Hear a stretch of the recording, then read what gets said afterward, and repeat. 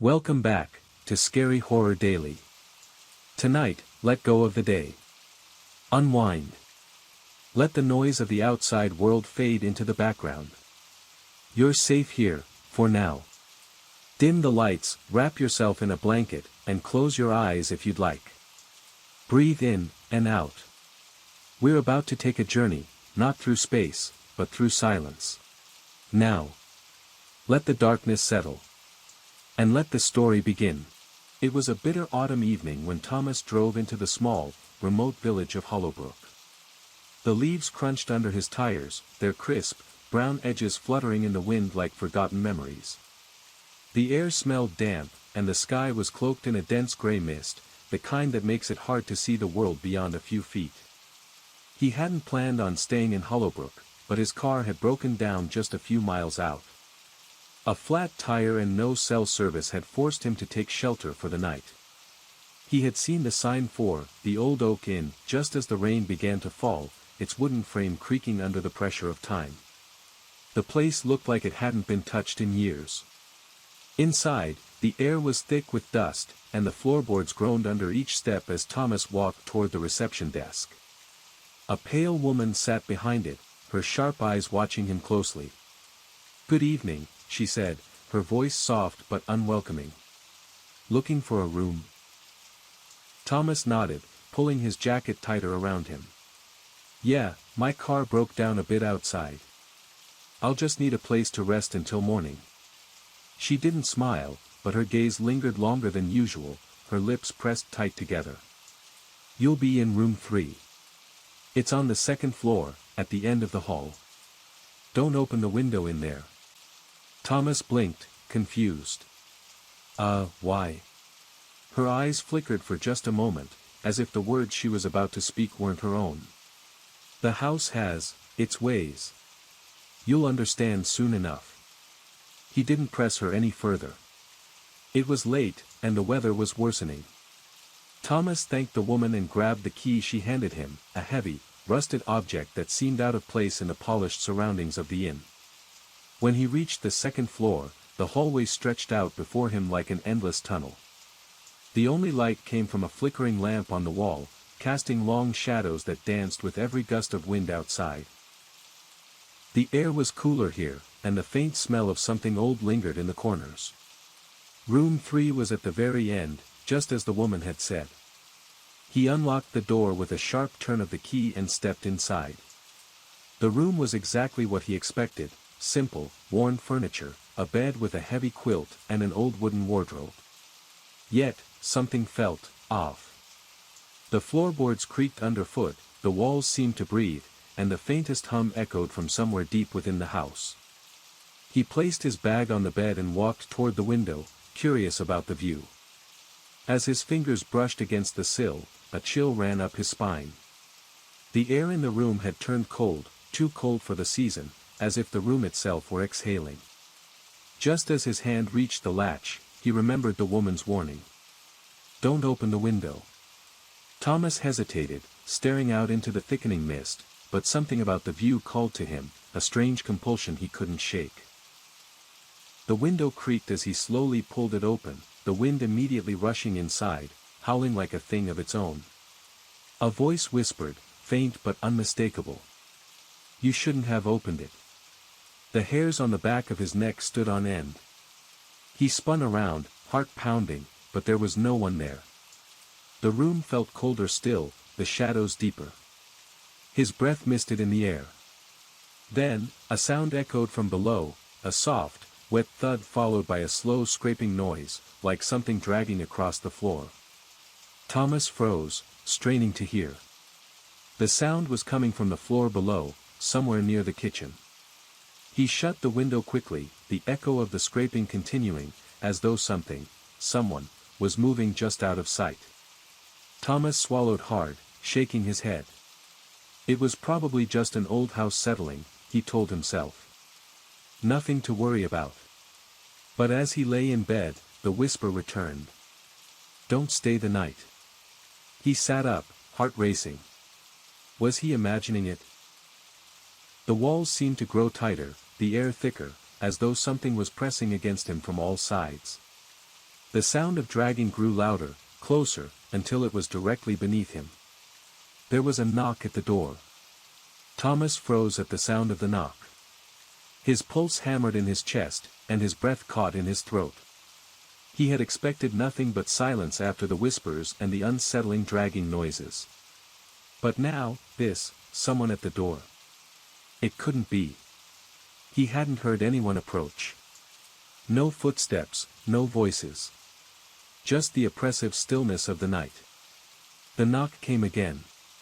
Softer this time, but just as insistent. "Who's there?" Thomas called out, trying to sound braver than he felt. His voice sounded thin, almost swallowed by the heavy air of the room. No answer. Another knock, followed by the creak of the door handle turning slightly, as if someone were trying to push it open. But the door remained locked. Thomas's stomach dropped. He rose from the bed slowly, his legs stiff with tension, and approached the door. His heart was pounding in his ears now, louder than any noise from outside. He reached for the handle, his hand trembling, then stopped just short of turning it. "Hello?" he tried again, louder this time. His voice echoed down the hallway, but the only response was the silence that hung thick around him. With a deep breath, he finally twisted the knob and opened the door a crack. The hallway was dark and empty, no sign of anyone or anything that might explain the knocking. The flickering light from the far end of the corridor seemed to stretch even further into the shadows.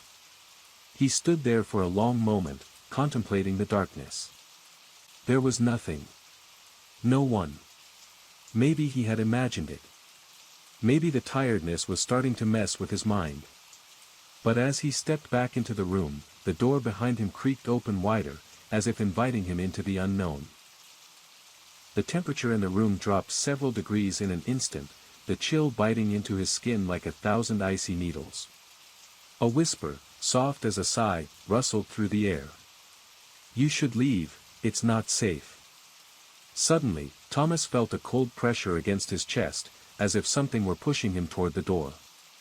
His heart raced, and he whipped around, his eyes scanning the room in desperation. But there was nothing. Just the heavy, oppressive silence that seemed to mock his every breath. He could hear it now, the sound again. The dragging, wet scrape of something on the floor below. Louder than before. Closer. Something was definitely moving, but what? In a panic, Thomas grabbed his bag and headed for the stairs, his footsteps echoing in the stillness of the old house. As he passed the hallway window, he glanced outside, hoping to catch a glimpse of anything familiar. But all he saw was the fog, swirling in unnatural patterns. The trees beyond were like dark, skeletal hands reaching into the sky. Just as he reached the stairs, the lights flickered and dimmed, casting long, twisting shadows on the walls. He hesitated at the top, staring down into the blackness below. Something in his gut told him that going down there was a mistake, but the sound, the scraping, pulled at him, an unshakable lure, a promise of something he couldn't name. Taking a deep breath, he descended. Each step felt like an eternity, the stairs creaking loudly beneath his feet. The further he went, the colder the air became, until it was almost unbearable. His breath came in sharp bursts as the temperature dropped to an almost freezing level. The hallway stretched ahead, the dim light from the landing barely enough to guide him forward. Thomas reached the bottom of the stairs and stepped into the hallway. The door to the kitchen was ajar, the faint sound of scraping unmistakable now. It was coming from inside. He approached it cautiously, the cold seeping into his bones with every step. As he neared the doorway, his heart skipped a beat. There, at the far end of the kitchen, was something dark and hunched over, moving in slow, deliberate motions. It was a figure, shrouded in shadow, its form twisted and deformed. It looked like a person, but its movements were wrong, unnatural. It dragged its limbs across the floor with a horrible scraping sound, the noise like fingernails on a chalkboard. A voice rasped from the figure, hoarse and weak. "You shouldn't have come." Thomas felt a jolt of fear that rooted him to the spot. He opened his mouth to scream, but no sound came out. The figure was getting closer now, its eyes gleaming in the low light, two orbs of pale, sickly light that stared directly at him. "Leave now, while you still can." The air around Thomas grew heavier, thick with the scent of decay. His vision blurred, the shadows seemed to stretch and warp. He stumbled backward, shaking, unable to tear his eyes away from the figure that was now standing at the threshold of the kitchen, watching him with an almost unnatural calmness. He wanted to run. But his legs wouldn't move. His body was frozen, rooted to the spot by the figure's gaze, which was both distant and piercing at the same time. He swallowed hard, trying to find his voice. Who are you?" The figure's lips parted, but instead of speaking, it only breathed out a low, guttural growl. "We are, the ones who remain." Suddenly, the kitchen door slammed shut with a force that made the entire house shake. The lights flickered and went out completely, plunging the house into pitch darkness. The last thing Thomas heard before everything went silent was the sound of dragging, closer this time, coming up the stairs. The silence that followed the slamming of the door was suffocating. Thomas stood frozen in the dark hallway, his heart pounding in his chest, each breath coming in short, ragged gasps. His mind raced, his thoughts a jumbled mess of fear and confusion. What had he just seen? What was that thing? It hadn't been human, not fully. As the seconds ticked by in the suffocating blackness, Thomas tried to steady his breathing. His fingers trembled as he reached for his phone, hoping against hope that the screen might offer some light, but when he turned it on, the battery symbol flashed, warning him it was nearly dead. He cursed under his breath. His only option now was to find a way out. He turned toward the stairs, ready to retreat back to the safety of his room, but the moment he took a step, the air shifted. The temperature dropped even further, a coldness so intense it felt like it was seeping into his very bones. His breath came in visible clouds, the fog swirling thickly around him. And then, above the soft echo of his own footsteps, came a noise. A sound he hadn't heard in the kitchen, but in the very walls of the house itself. A whisper. "You cannot leave." The voice was distant, barely audible, but it was unmistakable. It seemed to come from all around him, curling through the darkness like a serpent, slithering into his ears. Thomas spun around, but there was no one there. The hallway was as empty and desolate as before. He took a few more steps backward, his body trembling, and that's when he noticed it. The shadows weren't right. They weren't just cast on the walls by the dim lights, they were moving. Slowly, unnaturally, they stretched and shrank, shifting like liquid. He could hear faint whispers in the corners of the hallway, their words unintelligible but urgent, like a dozen voices overlapping in a constant hum. Then, from the darkness at the end of the hall, came another figure. This one was different, taller, more upright. It moved slowly, deliberately, like it was savoring each step it took. The figure was cloaked in tattered black robes that seemed to shift with the shadows themselves, as if the fabric were alive, breathing, absorbing the darkness around it. The figure's face was obscured by a hood, but even in the dim light, Thomas could make out the outline of something wrong. Something not entirely human. His body screamed at him to run, but his legs refused to obey. Every instinct in his body told him to get out, to escape the nightmare he had unwittingly walked into. But the whispers were growing louder now, filling his mind with an overwhelming urge to stay. The figure stopped a few feet away, its presence heavy, oppressive. And then, in a voice that sounded like it had come from the depths of a grave, it spoke. "You are not the first, and you won't be the last." Thomas's heart skipped a beat. "What do you want from me?" he managed to croak, his throat dry, his words coming out weak and shaking. "What are you?" The figure tilted its head, the faintest creak of bone echoing in the oppressive silence. "We are the ones who remain. The lost souls. The ones bound by the house. And so will you be, unless you leave." The coldness in the air seemed to intensify, swirling around Thomas like a storm. He could feel his fingers growing numb, his breath coming out in ragged bursts. The shadows seemed to close in on him, pressing against his skin, as if trying to suffocate him. The figure raised its hand, and Thomas felt a sudden, crushing pressure on his chest. He gasped for air, his lungs burning, but no breath would come. His vision blurred, spots dancing in front of his eyes. The darkness was taking him, pulling him into the depths of the house where he might never escape. But then, just as quickly as the pressure had come, it disappeared. Thomas collapsed to the floor, gasping for breath, his heart racing as he struggled to regain control of his body. The figure remained standing, watching him, its gaze cold and unblinking. "There is still time," the figure murmured. "But you must make a choice. Stay, or leave." The house groaned around him, as if it were alive, its very walls shifting, breathing with an unnatural rhythm. The shadows seemed to swirl around the figure, as though it was one with the darkness itself. Thomas glanced toward the stairs, his mind screaming for him to run. But the way out felt like it was growing farther, stretching out into an infinite void, as though the house itself was trying to keep him trapped within its walls. His eyes darted back to the figure. "What happens if I stay?" he asked, his voice trembling. The figure's hood seemed to shift slightly, revealing a glimpse of a face, pale, gaunt, with hollow, empty eyes that seemed to pierce into his soul. "If you stay, you become one of us. A soul bound to this house, trapped in its endless cycle. Do you understand?" Thomas shuddered, the gravity of the words sinking into him like a stone. He could feel the weight of the house pressing down on him, the air thick with the scent of decay, the whispers louder now, swirling around him like a storm. He stumbled to his feet, his legs weak, his heart pounding with the decision that lay before him. But before he could take another step, something caught his eye. The kitchen door, still closed, still locked, was now wide open. A figure stood in the doorway, its face hidden in shadow. But this one wasn't like the others. This one wasn't alive. It was just, waiting.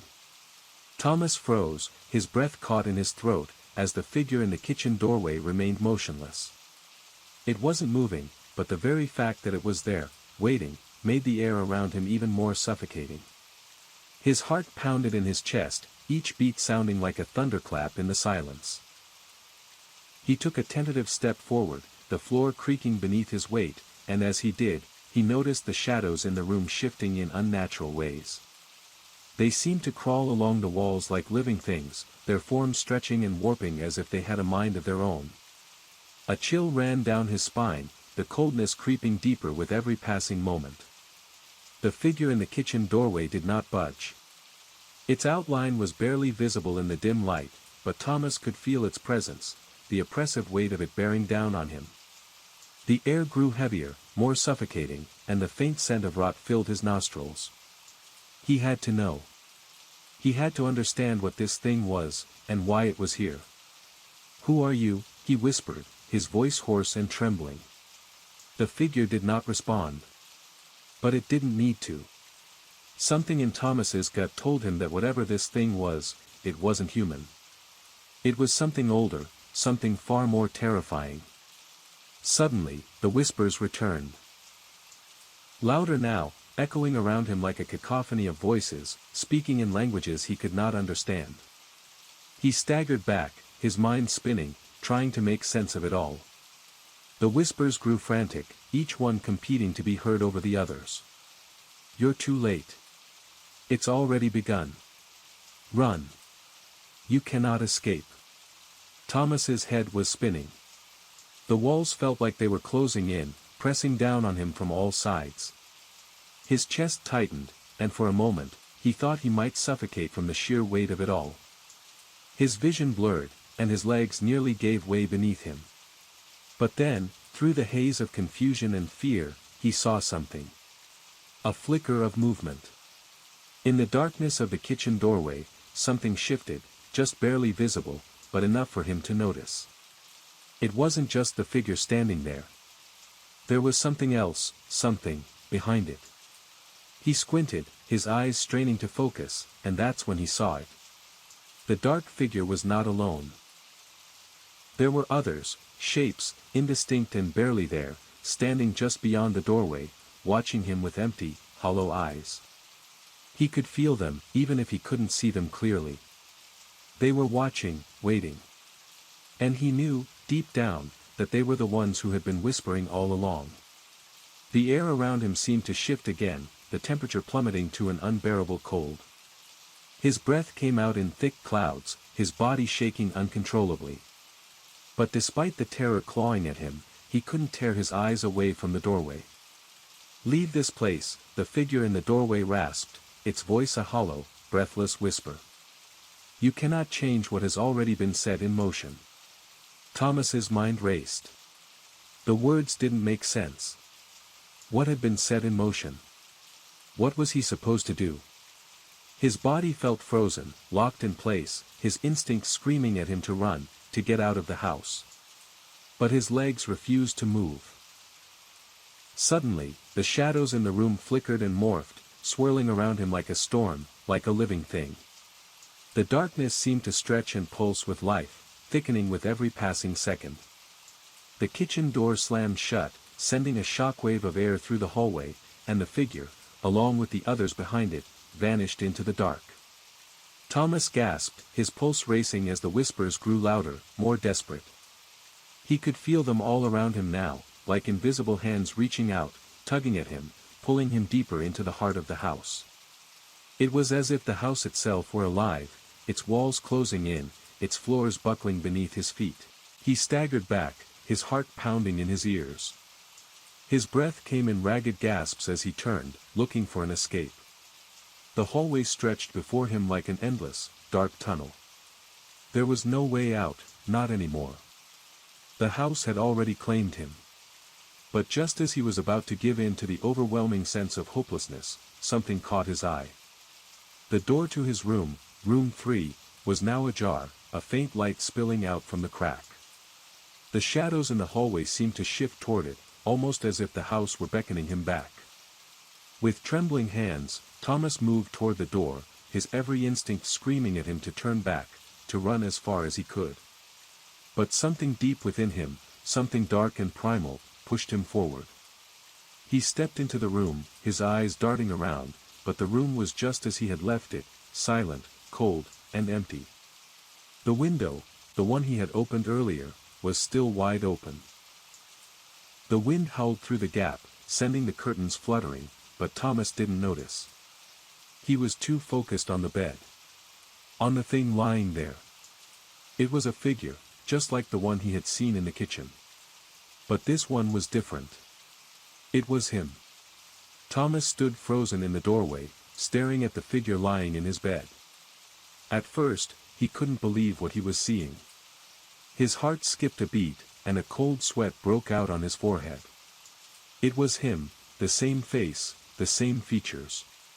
But it wasn't just the appearance. It was the way the figure in the bed was positioned, as if it were asleep, its face turned toward the pillow, the body motionless, but its presence, wrong. His pulse hammered in his throat, and his legs felt like lead. His eyes flickered to the window, which was still open, the gusts of wind howling through it, but he couldn't bring himself to move. His gaze locked onto the figure in the bed, his mind struggling to understand the sight. Was this some twisted reflection of me? He thought, panic beginning to take hold. The air in the room felt heavier now, as if the darkness itself were pressing in, suffocating him. Every breath seemed harder to take, the room spinning, as though the very walls were folding in on him. His legs trembled, and the room seemed to grow colder with each passing second. And then, without warning, the figure in the bed shifted. It wasn't a subtle movement, either. The body turned slowly, deliberately, its head lifting from the pillow with unnatural ease. Thomas gasped, his breath caught in his throat. The eyes of the figure, the same eyes he had seen in the reflection, slowly opened, but instead of the usual human gaze, they were hollow, black, empty pits that seemed to swallow the light from the room. He couldn't tear his eyes away from the figure. His body screamed at him to move, to run, but his legs felt like they were trapped in place, as though the room itself was holding him hostage. The figure in the bed stared directly at him, unblinking, its mouth stretching into a wide grin, too wide, too wrong. It spoke, its voice a low, rasping whisper that seemed to come from all directions at once. "You are already part of it." The word struck Thomas like a blow, and the chill that had been creeping up his spine spread rapidly, his skin prickling with a sudden, overwhelming sense of dread. He tried to back away, but his legs remained frozen, his feet unable to move. His mind screamed at him to get out of the room, but his body betrayed him, keeping him rooted in place. The figure began to sit up, its movements jerky, unnatural. Its limbs cracked as it stretched, like old bones snapping into place, and as it slowly turned toward Thomas, it tilted its head at an impossible angle, as if studying him, memorizing him. "You opened the window," it murmured, its voice no longer human, but distorted, warped, like 1,000 voices blending together. "Now you are one of us." Thomas's breath came in ragged gasps. One of us? What was that supposed to mean? And why did the room feel like it was closing in around him, the shadows stretching and moving in sync with his every fearful breath? With every beat of his heart, the figure drew closer, its eyes, those hollow, black eyes, never leaving his. He could feel the darkness itself closing in on him, tightening around him like a vice. The air grew colder still, colder than he thought possible, until it felt as though his skin might freeze over. He finally found the strength to move. His legs, though shaky, carried him toward the door, but before he could make it, the figure shot out of the bed with unnatural speed. It was upon him in an instant, its hands, cold, pale, and twisted, reaching out to grasp him. Thomas screamed, but no sound came out. The room seemed to absorb the sound, drowning him in an overwhelming silence. His heart raced, his body shaking violently as the figure's fingers wrapped around his wrist, its grip cold and unyielding. "You shouldn't have come," the figure whispered again, its voice a terrible, rasping sigh. "Now, you'll stay with us forever." The darkness around them thickened, swirling in unnatural patterns. It felt as though the very house were alive, its walls pulsing, its floors shifting under his feet. It was as if the house was feeding on him, drawing him into its depths. Suddenly, the floor beneath Thomas gave way. The ground cracked open, and with a forceful tug, the figure pulled him down into the floor. Thomas gasped as he fell, the darkness swallowing him whole. The world around him twisted, contorted, and he felt himself being dragged through the floor like a rag doll, his body unable to fight against the pull. His limbs felt heavy, as though the weight of the house itself was pressing down on him, suffocating him from all sides. He opened his mouth to scream again, but no sound came. All he could hear was the laughter, the distant, echoing laughter of the figure, of the voices that now filled the house. And then, with a final, desperate gasp, Thomas was pulled into the depths. Darkness enveloped Thomas as he was pulled deeper into the house, a force stronger than gravity itself tugging at his body. The sounds of the house grew louder, an oppressive hum that vibrated through the very walls. It was as though he was falling through time and space, pulled into the heart of Hollowbrook's haunted history, a place where the boundaries between the living and the dead were blurred. He couldn't breathe. The air felt thick, heavy, and suffocating, pressing in on him from all sides. His chest tightened, his throat burning with the effort to gasp for air that seemed to vanish the moment he tried to inhale. His limbs felt weak, as though he were being drained of all strength. Then, with a sudden jolt, Thomas hit the ground. His body slammed hard into something cold and rough, like stone or iron, the impact knocking the wind from his lungs. He gasped, his chest heaving with shallow breaths, and slowly opened his eyes. What he saw made his blood run cold. He was no longer in the room he had been standing in. The air was thick with dust, and the dim, flickering light from above cast eerie shadows on the floor, twisting them into grotesque shapes. The space around him was vast, but it wasn't a typical cellar or basement. The walls were lined with strange, ancient carvings, symbols he couldn't understand, etched deeply into the stone, their surfaces slick with moisture. The floor beneath him seemed to pulse with a slow, rhythmic thrum, like the beating of some monstrous heart. A faint, low groan echoed from somewhere deep within the dark expanse, sending a shiver down Thomas's spine. He scrambled to his feet, his heart racing in his chest. His eyes darted around, but there was no escape, no door, no way out. The walls stretched on endlessly, like the inside of a cavern, or worse, the inside of a living thing. "You're in the depths now," a voice echoed, not from one direction, but from all around him, as though the very house were speaking to him. "You can never leave." Thomas's breath caught in his throat as he spun around, his eyes wide with panic. The voice, deep and guttural, seemed to seep into his very bones, twisting and distorting his thoughts. He looked to the shadows, searching for any sign of movement, but all he saw were the grotesque shapes stretching on the walls, their distorted forms like faces, eyes watching him from the dark. From the corner of his eye, he saw something, a flicker of movement. He turned sharply to find a figure emerging from the shadows, its outline faint at first, but growing clearer with each passing moment. It was another one of them. One of the lost souls, twisted and malformed. Its face was obscured by a veil of darkness, but its body seemed to move with unnatural jerks and shifts, like a puppet being pulled by invisible strings. It was coming toward him, its slow, dragging footsteps the only sound in the otherwise silent cavern. The figure spoke, but its voice was not like the others. It was softer, almost soothing, like a lullaby sung from far away. "You don't belong here. You never did." Thomas's legs buckled beneath him, and he collapsed to the ground, his hands bracing himself against the cold stone. He could feel his mind unraveling, the weight of the house pressing against his thoughts, warping them. The house wasn't just a place, it was alive, it was hungry. And it was feeding on him. Suddenly, a blinding light flickered in the distance, cutting through the darkness like a knife. Thomas squinted against the intense glow, his eyes burning, but he felt an undeniable pull toward it. He had no choice but to crawl toward it, dragging his body across the cold floor, the whispers growing louder, urging him forward. "Come closer," they beckoned. "We are waiting for you."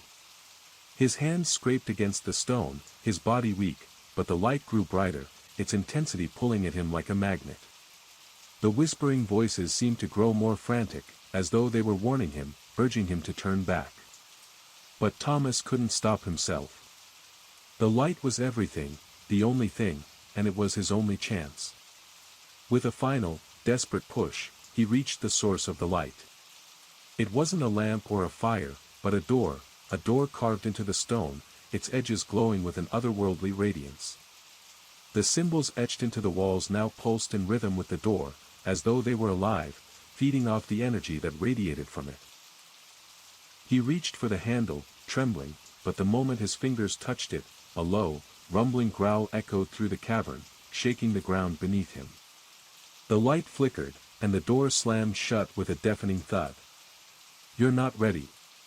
Thomas stumbled back, his heart racing, as the ground beneath him began to tremble.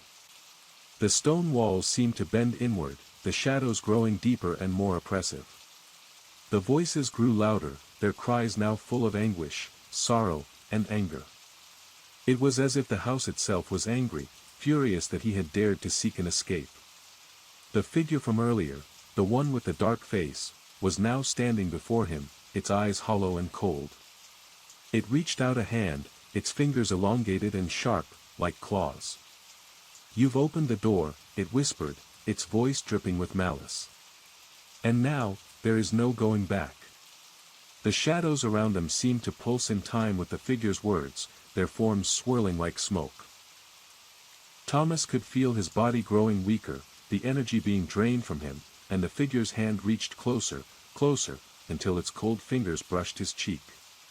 A surge of terror exploded in his chest. He couldn't breathe, couldn't move, couldn't escape.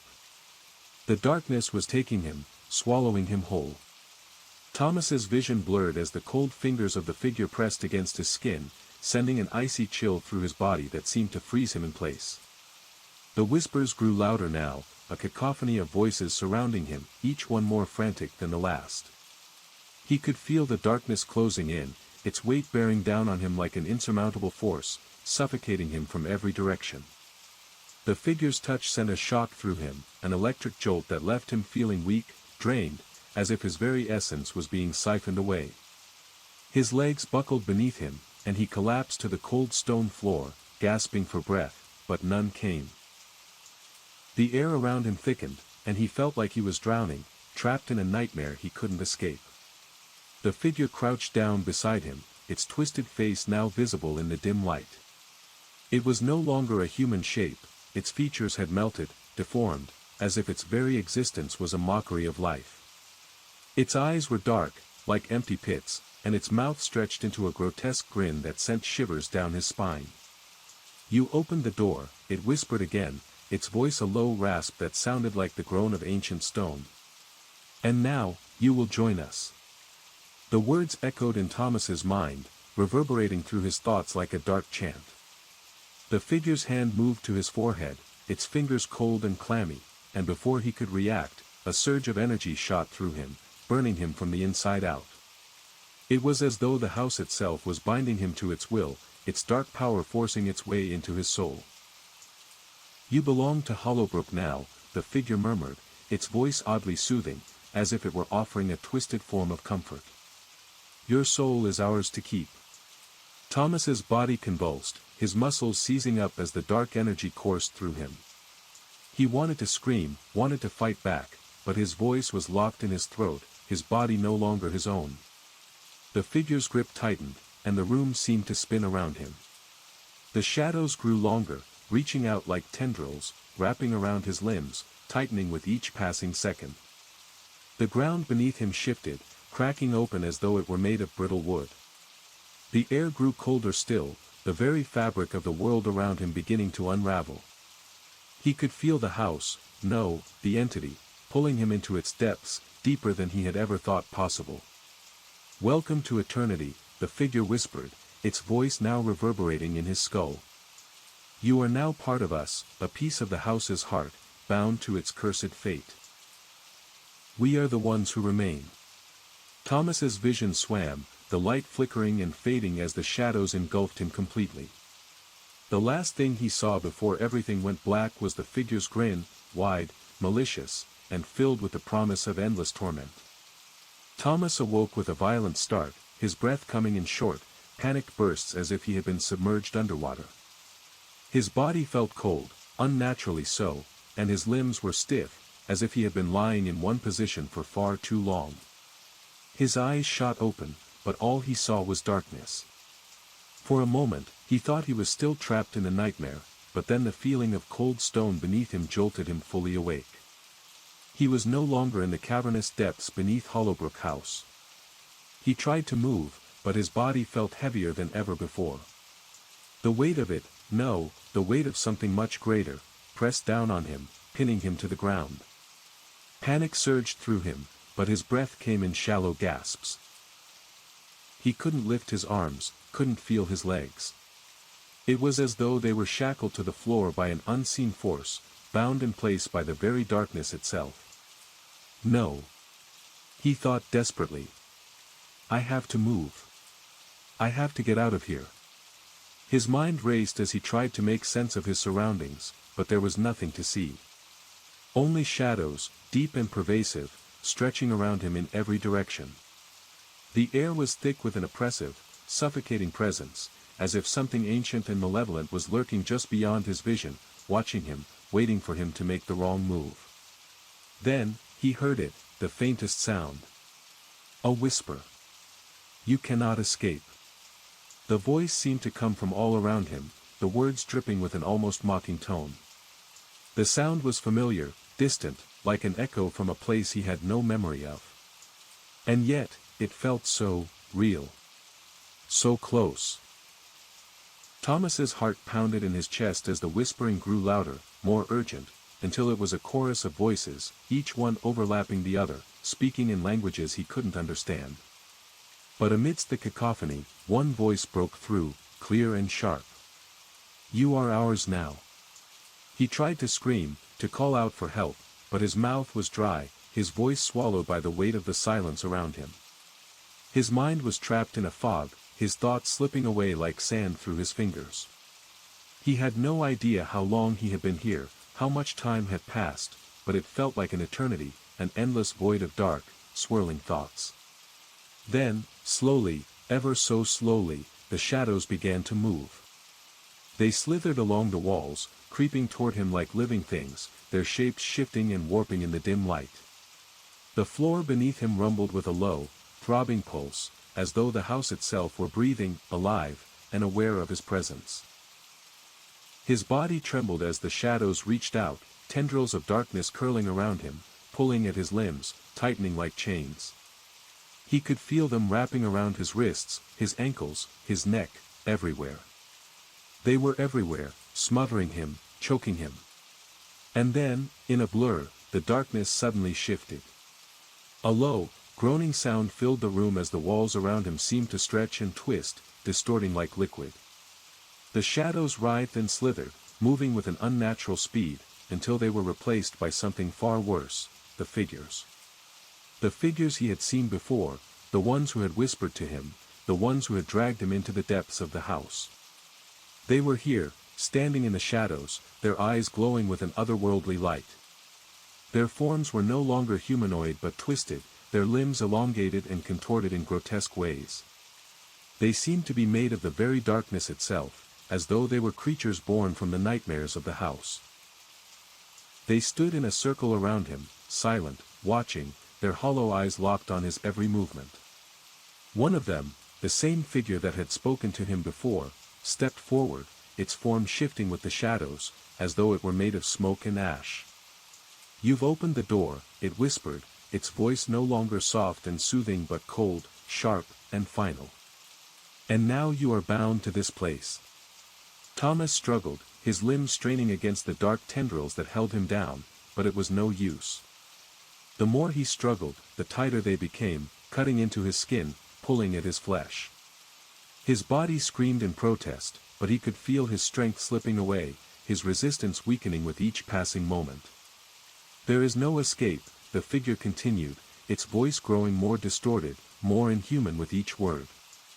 "You belong to us now, to Hollowbrook, to the darkness that binds us all. You are part of the house's eternal hunger." Thomas's mind reeled, the weight of the figure's words crashing down on him. He had been tricked, pulled into this nightmare from the very moment he had set foot in Hollowbrook House. But as the light of the city grew brighter, and the shadow settled into its rightful place, Thomas knew this was not the end. This was only the beginning. There were still worlds to be created, lives to be touched, and darkness to be understood. The journey he had started, one that began with Hollowbrook, was far from over. And with that understanding, he stepped forward into the unknown, ready to shape whatever came next. Thomas took his first step into the unknown, his feet leaving imprints on the soft earth beneath him. The light around him was brighter now, the city's glow pulsating like the heartbeat of the world he had created. The air hummed with a quiet energy, as if the land itself was waiting for him to shape it, to give it direction. Behind him, the city stretched toward the sky, its towers tall and shimmering, their surfaces alive with shifting lights and shadows. The ocean, once dark and foreboding, now reflected the brilliance of the city's glow, its waves gently lapping against the shore as though they were serenading the world's new beginnings. But ahead of him, the horizon stretched out infinitely, a world of possibilities awaiting him. It was a vast, uncharted land, and it was his to shape. He could feel it in his bones, the weight of the responsibility, the potential of what could be.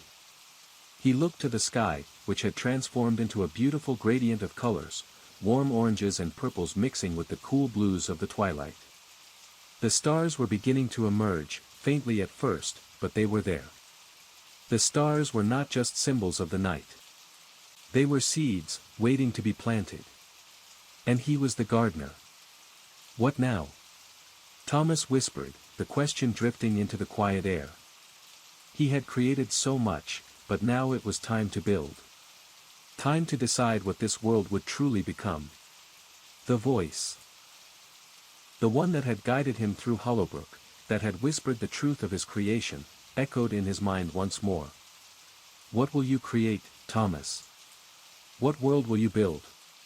Thomas felt the weight of the question settle over him, its depth resonating in the very core of his being. This wasn't just about creating a new world. This was about shaping the future of everything, about giving life and purpose to the things that had once been lost in Hollowbrook's suffocating grasp. As he walked forward, the landscape around him began to shift. The soil beneath his feet turned fertile, rich with potential. Flowers bloomed in brilliant colors, their petals glowing with a soft light. Trees sprouted, their trunks winding upward, stretching toward the sky as their branches began to intertwine, forming a canopy that could one day shelter 1,000 lives. The land, which had once felt empty, now teemed with the beginnings of life. Small animals, creatures of all shapes and sizes, emerged from the undergrowth, their eyes bright with curiosity as they explored this new world. They were not bound by the same rules that governed the world before. Here, there were no chains, no walls. Everything was free to evolve, to grow. And yet, Thomas knew that this was not enough. There was more to create, more to give life to. The world was alive, yes, but it was still empty in a sense. There was potential, but it had to be shaped. It had to be nurtured. "You are the creator now," the voice whispered again, this time more like a thought, an idea forming in his mind. "You hold the power to bring life into being, to guide the flow of this world. What will you create?" Thomas took a deep breath. His fingers curled into fists, not in fear, but in determination. His journey had started in darkness, in a place of suffering and torment, but now, he was standing at the dawn of something new. The shadow of Hollowbrook would never fully leave him, but now it was a part of him. Not as a curse, but as a foundation. The house had taught him that creation was not just about light, it was about the dance between light and shadow. It was about growth, and growth often required struggle. He stood still for a moment, feeling the weight of the decision. What would he create? What would he do with this boundless potential? And then, it hit him. The world needed connection. It needed unity. He spread his arms wide, as though embracing the entirety of the world before him. And as he did, something extraordinary happened. The earth responded. From the ground beneath him, streams of light began to rise, wrapping around the trees, the flowers, the creatures that had begun to populate the land. The streams of light flowed like rivers, weaving through the soil, pulsing with energy and warmth. The very essence of life seemed to pour from his fingertips, flowing through the land, touching everything it reached. In the distance, mountains began to form, their peaks rising high above the horizon, their slopes rich with fertile land. Rivers wound their way through valleys, feeding the land and nourishing it with the life force that Thomas had created. The world was coming to life before his very eyes, growing, changing with every thought, every intention. But as the world began to take shape, Thomas realized something deeper, something more profound. Creation was not just about giving life. It was about fostering the connections between all things. The animals in the forests began to form communities, living in harmony, their instincts guiding them toward mutual support. The plants, too, began to grow together, intertwining with each other, creating a delicate balance. The rivers flowed not just through the land, but through the hearts of every living thing. Life was woven into the fabric of this world like a thread, binding everything together. And as Thomas stood there, watching the world he had created come to life, he realized that this was just the beginning. The true power of creation lay not in the world itself, but in the connections that would grow within it. The bonds between the creatures, the plants, the elements, and most importantly, the people who would one day inhabit it. The shadow was still there, but it was no longer a threat. It was a reminder. A reminder that even in the light, there would always be darkness. But as long as the light continued to shine, as long as the connections between all things remained strong, the world would flourish. Thomas took another step forward, and with that, the world around him continued to grow, to evolve. There was no limit to what he could create. There were no walls, no boundaries. And the journey he had begun so many lifetimes ago, through Hollowbrook and beyond, was far from over. As the world around Thomas flourished, his mind began to shift, deepening his understanding of the power he now held. He had created this world, a world of balance, harmony, and connection, but there was more to consider now. As the rivers wound their way through the land and the mountains grew tall, Thomas realized the importance of time itself. The land he had created was alive, but time, history, was yet to be written. It was a story, one that could unfold in any direction, and the threads of fate were in his hands. He sat down at the edge of the river, feeling the cool water flow past his feet. The light of the city he had created continued to glow softly in the distance, its beams of light reaching out like fingers across the land. The world felt full, alive, but something gnawed at him. There was still something missing. A flicker of something else. Time is the key, the voice whispered in his mind, breaking the silence of the landscape. It was the same voice that had guided him through Hollowbrook, the same voice that had urged him to create, to shape the world before him. But now, it carried a new tone, a sense of gravitas, as though it were beckoning him towards something deeper. You have created the foundation. But time, the way this world remembers, grows, and changes, depends on how you choose to shape it. Thomas blinked, the weight of the voice's words settling into his thoughts. Time. He had focused on creating life, on building the land and its creatures, fostering harmony, but now he understood, without time, there could be no growth. Without history, there could be no meaning. And with this realization came a deeper sense of responsibility. He wasn't just shaping a world. He was shaping a story. He rose to his feet, a newfound resolve flooding through him. There was so much more to do. The world was waiting to be written, to be experienced. And in this realm of infinite possibility, Thomas knew he had to create the path that would guide the lives of those who would one day inhabit it. The moment he took his first step, the world seemed to respond. The air around him shifted, and the river at his feet began to ripple. The landscape ahead, once a quiet, untouched expanse, began to unfold before him, almost like a book opening. Cities rose from the earth, built by the very light that had begun this journey, their foundations shaped by the stories that would be lived there. The creatures in the land, animals, plants, and the things that could not yet be seen, began to move with purpose, their paths carving into the earth, each one a part of a grander narrative. Their lives began to fill the world with the pulse of growth and decay, of beginnings and ends. And then, something unexpected happened. The sky above him shimmered, and from the stars came threads. Thin, glowing lines of light that wove themselves into the fabric of the world he had created. They stretched across the landscape, joining the cities, the rivers, and the very creatures that moved through it all. They connected everything, the light that guided, the shadows that whispered, the life that grew and changed. The threads were more than just pathways. They were memories. Stories. The land and its inhabitants would grow, but so would their histories. Their choices would ripple across time, leaving behind marks, traces, like footprints in the sand, that would remain long after their physical form had passed. Thomas watched in awe as the threads continued to weave, creating an intricate web of life, fate, and time. It was as if the world itself had begun to breathe, to live in ways he had never imagined. He was no longer just a creator, he was a storyteller.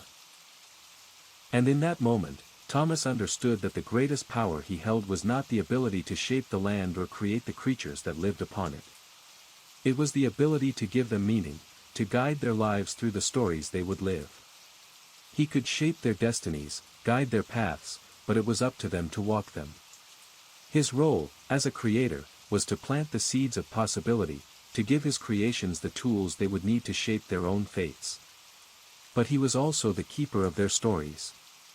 He was the thread that wove them all together, pulling them into existence, into connection. The sky above him seemed to open up, and the stars, those glowing threads of light, began to move faster, weaving across the heavens like rivers of light. The world, which had once felt so quiet, now pulsed with the energy of countless lives. It was as if the future was being written in real time, a canvas that was being painted with every action, every thought, every choice made. But the threads weren't just paths to follow, they were also choices to be made. Thomas knew that the world, this world he had created, would evolve. It would grow, change, and face challenges. The stories would not always be easy. There would be darkness, there would be loss, but there would also be triumphs, and love, and the quiet victories that make life worth living. The balance of light and shadow, creation and destruction, would always remain. But now, Thomas had the power to guide it. He had the power to shape the stories, to choose how the world would unfold. He raised his hand, and the threads above him shimmered brightly. "I choose," he whispered, his voice barely more than a breath. And with that, the first story began. The threads of light began to twist and turn, shaping themselves into new pathways, leading the people of the world forward, into the unknown, into their own creations. As Thomas watched the threads of light weaving themselves into the tapestry of the world, a realization settled deeply within him. His creation was no longer just a passive landscape. It was alive, breathing with the potential of all the lives it would house, all the stories that would be lived within it. The threads glowed brighter with each passing moment, more vibrant and real, creating an intricate web that connected every living thing to the others, every action to its consequence. But with that realization came a burden, a deeper responsibility. Thomas had not just created a world, he had created a system, a living, breathing mechanism that would evolve and grow beyond him. Each thread he wove had its own journey, its own purpose, its own potential to diverge. Each thread was a story waiting to be told, and the threads were so many, stretching beyond his vision, beyond the horizon of what he had created. The light that had guided his path now surrounded him entirely, and with it came an understanding, there were choices to be made. The threads could be shaped, but they could also be broken. A wrong move, an unintended consequence, and a thread could snap, creating an unraveling effect that would send ripples throughout the web. And there was no turning back from that. Thomas raised his hand once more, the energy in the air pulsing with each movement. He had the power to shape this world, but the weight of his choices pressed on him. There was so much potential, so many paths to follow. And there was so much at risk. He needed guidance. He needed to understand the rules, the laws of creation, the balance that governed the stories he would weave. Suddenly, the air before him shimmered, and a figure emerged from the light. This figure, like the others he had encountered in his journey, was not human. It had a presence that radiated power and wisdom. Its form was shifting, its edges flickering in and out of view like a living flame, yet its eyes, ancient and deep, focused on Thomas with an unmistakable clarity. "You have reached the heart of creation, Thomas," the figure spoke, its voice soft yet powerful, like the hum of the universe itself. "You have begun to weave the threads of the world, but now you must understand what it means to be a creator. What it means to be a weaver." Thomas felt his heart skip a beat. A weaver? He had heard the term before, but never truly understood its significance. This figure, this presence, knew more than he could possibly comprehend.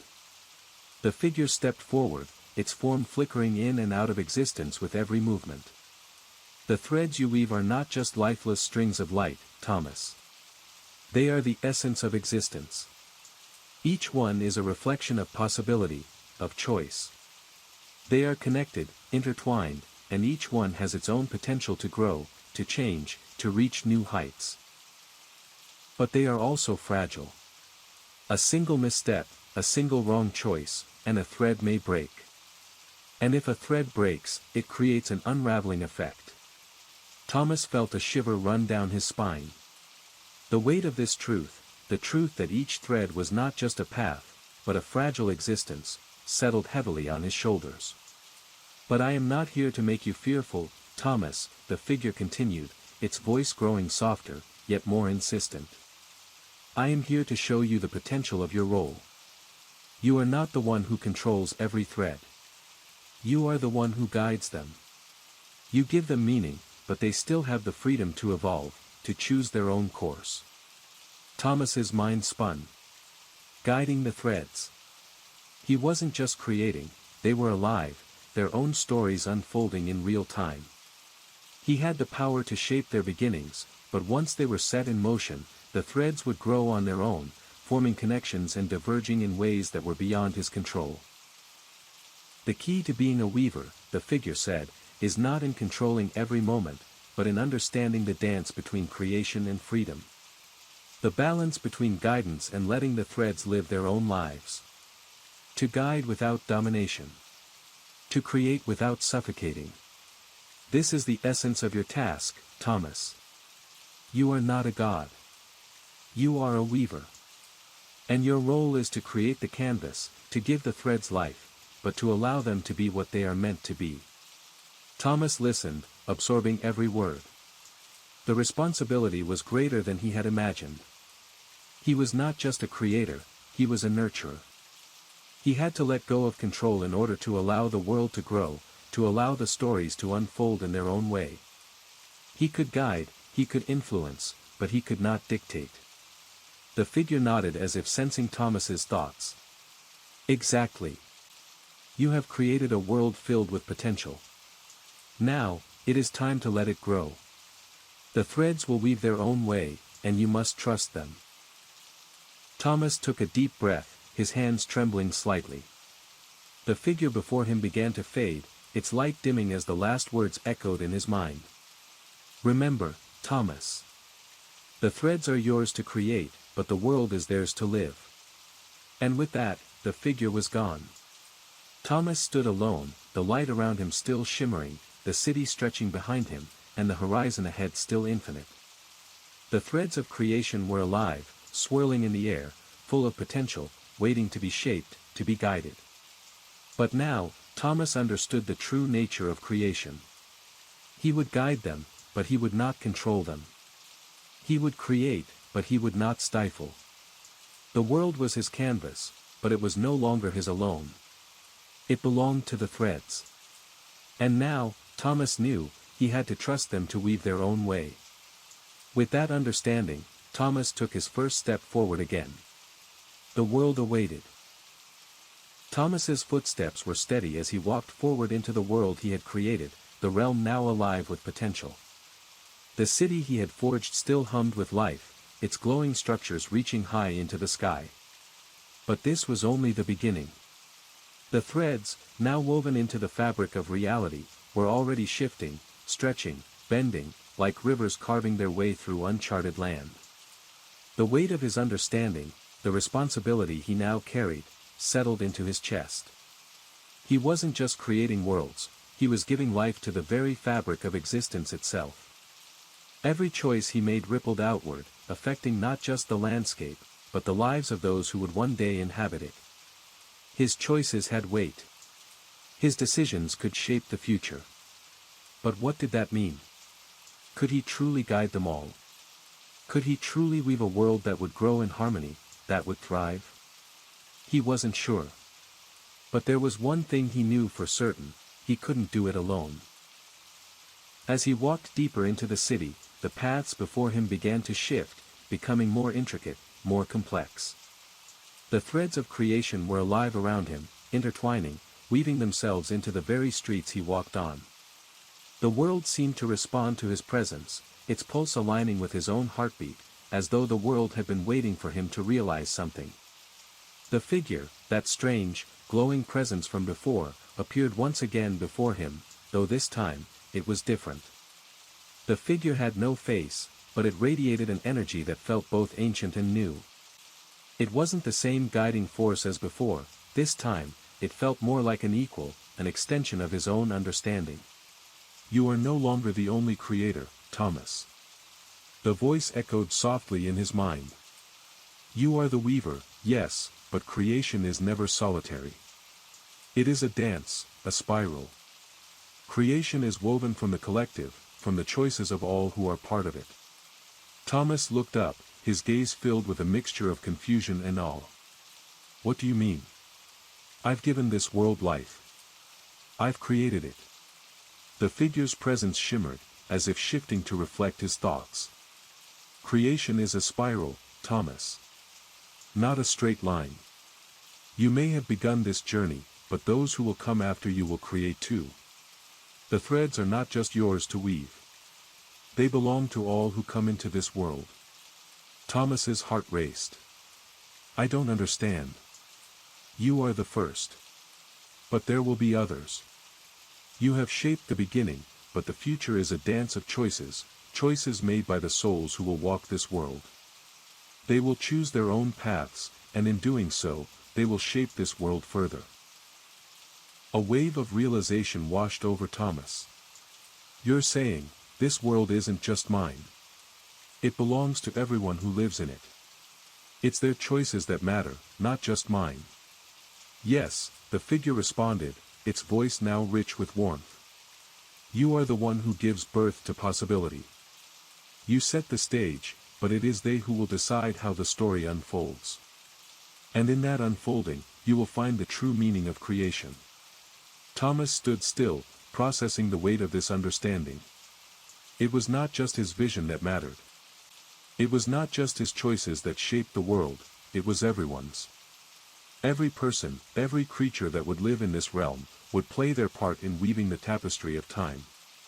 His role was not to dictate the path, but to guide it.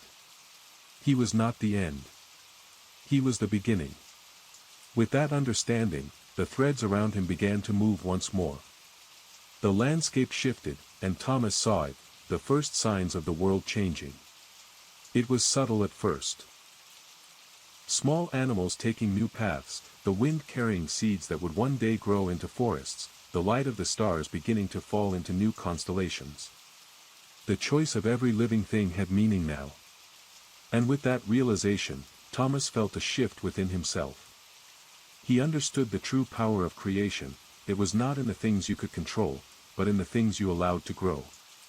The world wasn't his to command, it was his to nurture. Now, the figure said, its presence softening, you must choose. What will you allow to grow? What will you guide, and what will you leave to evolve? The question struck deep within him. It wasn't about control. It was about freedom. How would he guide? What would he choose to shape, and what would he let the world create on its own? The answer wasn't simple. But for the first time since he had begun this journey, Thomas felt a sense of peace. He didn't need to know everything. He didn't need to control everything. He needed only to trust the world he had created, trust the threads, trust the paths that would be carved by others. He closed his eyes and let out a long, steady breath. And in that breath, he felt the weight of his responsibility, the weight of creation, settle into place. He wasn't alone. He would never be alone. The world would grow with him. It was a spiral, a dance, and he was just one step in it. He opened his eyes and looked around him. The world was vast, full of infinite potential. It wasn't his world alone anymore. It was the world of everyone who would come after him. And that, in its own way, was the greatest gift of all. Thomas stood in the heart of the world he had created, watching as the very fabric of existence began to weave itself in ways he could never have fully anticipated. The landscape around him, once a blank canvas, now flourished with life. The rivers, the forests, the cities, everything seemed to pulse with energy. But the most remarkable thing of all was the shift in the air itself. The threads he had woven, with the guidance of his thoughts and intentions, had become alive, interacting with each other, converging and diverging, creating an intricate network of paths, choices, and possibilities. It was as if the world had taken on a mind of its own. And yet, Thomas knew he had only just begun to understand the true depth of his role. The voice of the figure, no longer in front of him, but somehow still felt in the air around him, had spoken of the choices that would shape this world. But Thomas was starting to realize that his own choices were but one small part of the larger, infinite dance. He could feel it in his bones, this world was no longer just his. It was theirs. The creatures, the people, the very soil, it all had a life of its own, and they would choose. But what would they choose? What path would they carve? The question lingered in his mind, one that would continue to haunt him in the years to come. What role would he play in this new world, as it grew and evolved, in ways he couldn't predict? And what of the darkness, the shadow that had always followed him, and now seemed distant but never fully gone? Was it truly a part of him, a part of this world? With these questions on his mind, Thomas turned his gaze back toward the distant horizon. The threads, the city, the life around him, they weren't just going to remain static. The tapestry would evolve. And as it did, new choices would emerge, choices made by the lives that would populate this world. He felt a new sense of urgency now. He needed to watch and listen. He needed to guide, but he needed to step back too, to allow life to unfold, to let the threads intertwine and grow into something unforeseen. And then, something unexpected happened. The ground beneath him trembled once more, a deep rumble shaking the very earth.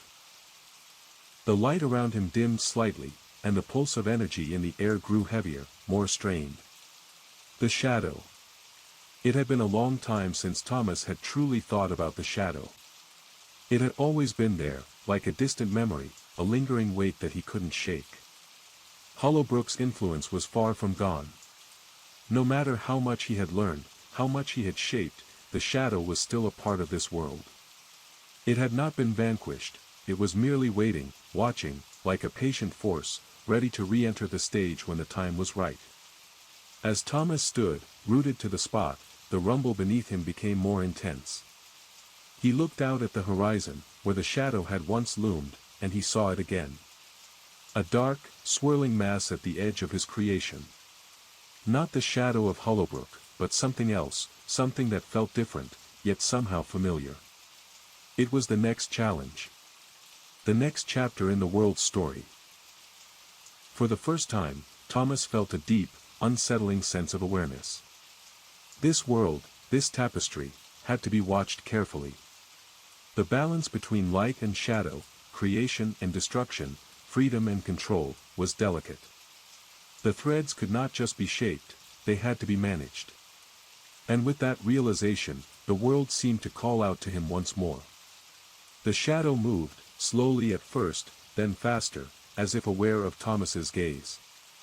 The land around him seemed to shift, like an unsettled tide, and the creatures, the life he had fostered, began to stir, restless, as though feeling the presence of something ancient and powerful on the horizon. "This is the turning point, Thomas," the voice echoed once more, distant but clear. "Creation is not just about bringing life into being. It is about maintaining it. Protecting it from that which seeks to destroy it." Thomas knew now that his task was far from over. The world he had created was alive, yes, but it was also fragile. There would always be a balance to maintain, a push and pull between light and darkness. This world would evolve, yes, but it could just as easily fall apart if the right choices were not made. He took a deep breath, his gaze still fixed on the approaching shadow. "The threads are not yet finished," the voice said softly, a reminder of what was at stake.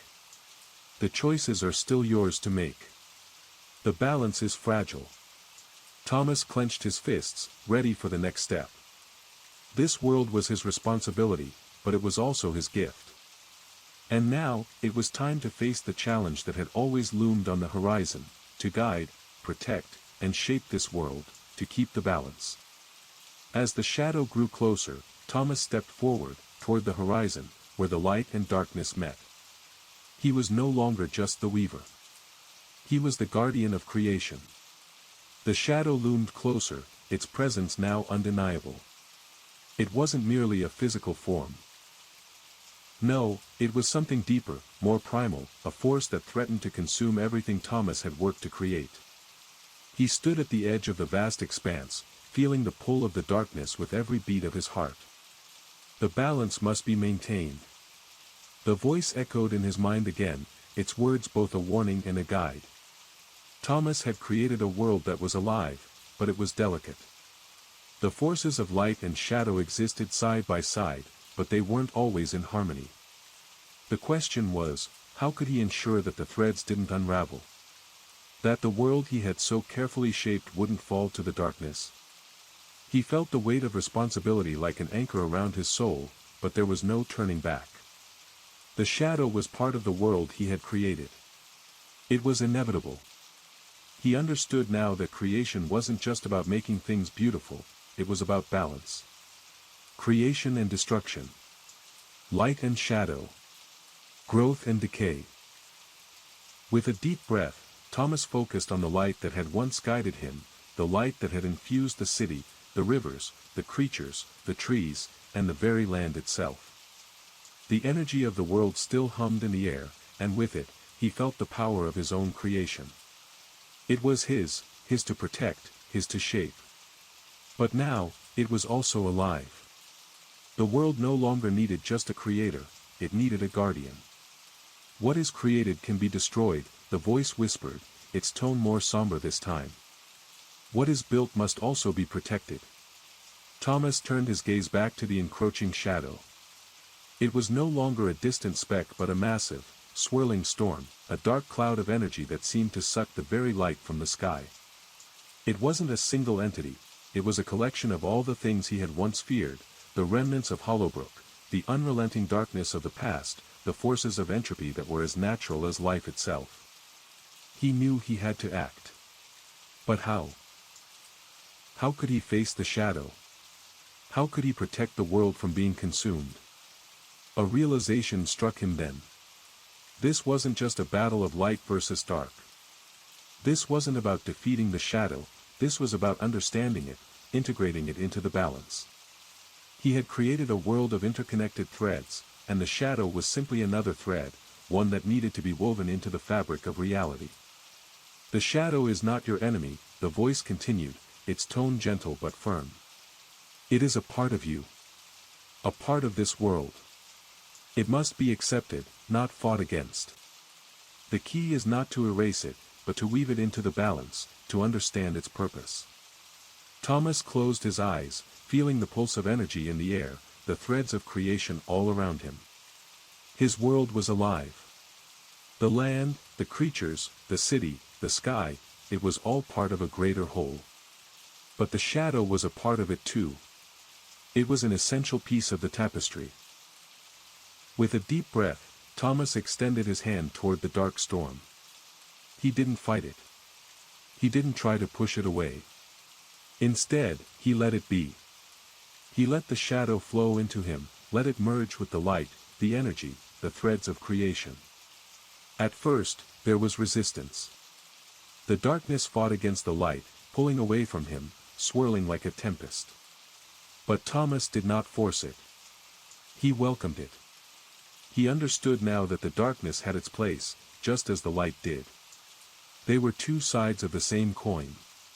Slowly, the storm began to calm. The darkness didn't fade, but it shifted. It stopped trying to consume everything and began to merge with the world around it. The threads of creation, light and shadow, intertwined, weaving together into something new, something balanced. The world around him pulsed with energy, the very air vibrating with the power of the shift. The shadow wasn't gone, but it had found its place. It was no longer a threat. It was a part of the world's existence, a piece of the whole. Thomas stood there, his heart still racing, but filled with a profound sense of peace. The world was whole again. Not perfect, but alive. Not static, but dynamic. It was a place where light and shadow could coexist, where growth and decay could dance together. You have created balance, the voice said, now filled with quiet approval.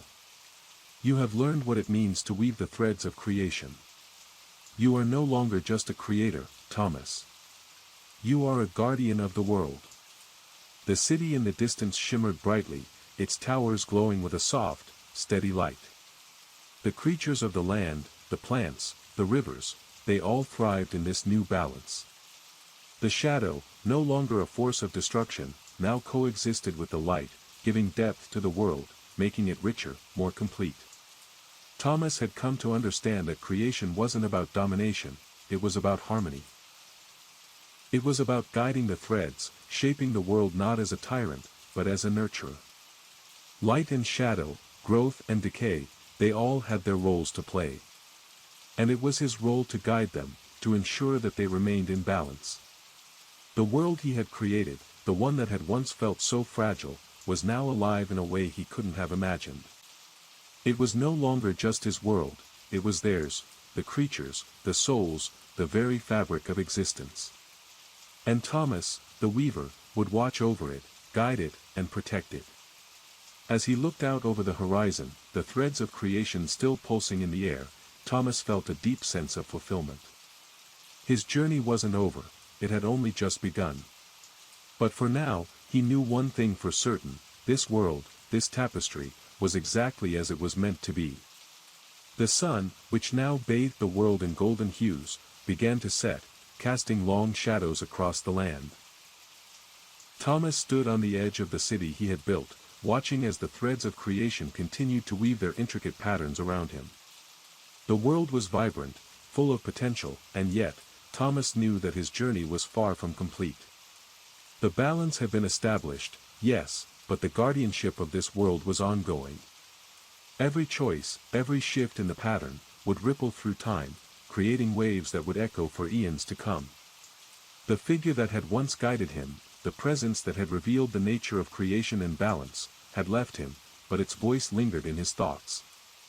You are the guardian now, Thomas. But the guardianship is not static. It will evolve. You must watch, learn, and adapt. For as long as you guard this world, you must guide it through the cycles of growth, change, and even decay. He had woven the threads of creation, yes, but the world was alive, and with that life came uncertainty. The shadow had been integrated, its pull no longer destructive but necessary.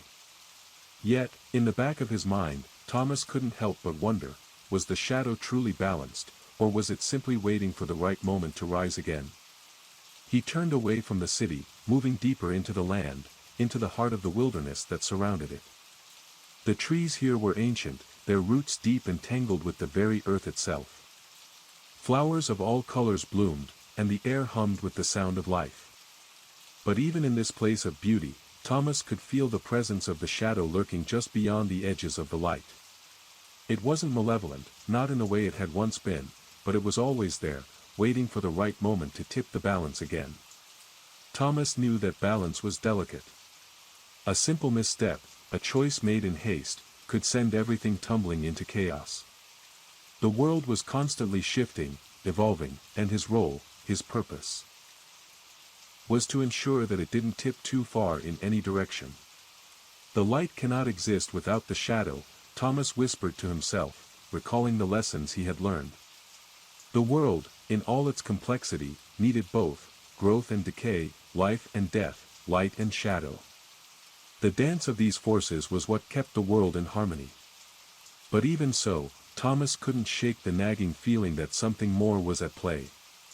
The world was growing, but so was its potential for destruction. The shadow, though balanced, could easily tilt the scales if the threads were not carefully tended to. As he walked deeper into the wilderness, his mind began to spin with the possibilities. He had seen the cities, the people, and the creatures flourishing, but what would happen when they reached the edge of their creation? When the threads began to stretch too thin? How would the balance be maintained then? The rustling of leaves broke through his thoughts, and Thomas turned to see a figure emerging from the forest. It was humanoid, but unlike anything Thomas had seen before. Its body shimmered like starlight, its edges blurring and shifting with the movement of the air. It was beautiful, but unsettling, a creature of light and shadow, its form woven from the very fabric of the world. Thomas didn't step back. Instead, he stood still, watching as the figure approached. The creature didn't speak at first, but its presence was palpable, as if it carried the weight of something ancient, something deep within the threads of creation. You are the guardian, the figure said finally, its voice melodic but carrying an undertone of something else, something darker. But you are not the only one who can influence the threads. There are others. Others who will come after you. Thomas felt a chill run down his spine. He hadn't expected this. His world, his creation, had seemed like a solitary responsibility, one that only he could guard. But the creature's words hinted at something larger, something that Thomas had never considered. Others? He asked cautiously. Who are they? The figure stepped closer, its form shimmering with every movement. We are the keepers. We too are woven into the threads of creation. We watch, we guide, but we are not like you. You are the weaver, the creator. But we are the watchers. The observers. Thomas's heart raced. What is your role then? Why have you come now? The creature's form flickered, and for a moment, it was as if the very air around Thomas began to shimmer with potential. You have created a world of balance. But balance is a fragile thing. There are forces at play, Thomas, forces that you do not yet understand. The shadow, while integrated, is only one part of a greater whole. There are other shadows. Other forces that move in the background, influencing the world in ways you cannot see. Thomas felt the weight of its words settle in his chest. The shadow was not the only thing he needed to worry about. There were more, hidden in the corners of his creation, waiting to unfold. Forces beyond his control. What must I do? Thomas asked, his voice steady but filled with urgency. How do I protect this world? The figure's form shifted, its edges flickering as though it were adjusting to some unseen pressure. You must be vigilant. The threads of creation will continue to evolve, and with that evolution will come new challenges. You are not the only one who holds power over the threads, Thomas. There are others who will seek to control them, to tip the balance in their favor. They will come. Thomas's heart pounded in his chest. He had known that his role as the weaver was important, but this? The idea that there were others who could influence the threads? That was a weight he hadn't anticipated. I will protect it, Thomas said firmly, his voice filled with resolve. I will protect this world from whatever comes. The figure gave a slight nod, and for a moment, Thomas thought it might fade away as quickly as it had appeared. But before it vanished, it spoke once more. You will need allies, Thomas. You will need those who are willing to stand with you, to fight for the balance. The world is not yours to control alone. There are others who will come, and together, you will face the challenges that lie ahead. But remember this, creation is a dance, and every step you take creates ripples through the world. With that, the figure faded into the light, leaving Thomas standing alone in the quiet wilderness. The world around him felt different now, more alive, more uncertain. He had created it, yes, but now he understood, creation was not just about giving life. It was about guarding it. Watching over it, guiding it through the balance of light and shadow. As he stood there, the weight of his responsibility settled heavily on him. The world was alive. The threads were in motion. And he was its guardian. The evening sky deepened into shades of indigo, and the stars began to twinkle like the faintest glimmers of possibility. Thomas stood at the edge of the wilderness, the city of light and life behind him, and the land stretching infinitely ahead. The weight of the creature's words settled on him, and for the first time since he had begun this journey, he felt the full scope of his responsibility, not just as a creator, but as a protector. You will need allies, the figure had said. You will need those who are willing to stand with you. But who? Who could he trust to stand by him in the face of these unknown threats, these forces of shadow and power that lurked just beyond the threads of creation? The thought lingered in his mind as he walked through the land. His world was not just a creation, it was an ecosystem of choice, where each life had its own role, its own potential. The city he had built, the creatures that populated the earth, the rivers that flowed through the landscape, they were all part of this grand tapestry. But the threads could easily be pulled in many directions, and if left unchecked, the balance could tip once again. You will need to find the ones who carry the light, the figure had whispered, its voice a faint echo in his mind. The light. It wasn't just in the city. It wasn't just the energy he had given the land. The light he had created was a spark, a force, something living, and it existed within everything. But it needed to be nurtured, cultivated. It needed to be passed on, from one person to the next. As Thomas walked, his mind began to focus on this. There had to be those who had been touched by this light, those whose hearts would stand firm against the shadow that was bound to rise again. He couldn't do this alone. No one ever could. The land, the creatures, the very threads, they were all a part of something bigger. And it was time for him to find those who could help him carry the weight of this creation. He stopped in his tracks, his senses tingling. A faint glow pulsed in the distance, a soft, rhythmic light that seemed to beckon him forward. He had felt it before, a presence. One of the threads, a glimmer of life, but now, it was stronger, more defined. It wasn't just light, it was a person, a being, someone who had felt the pull of the world's creation. Thomas walked toward the light, the air around him vibrating with each step. The world seemed to grow more vibrant, the colors more intense as he drew closer to the source. Soon, he found himself standing in front of a small clearing, bathed in golden light.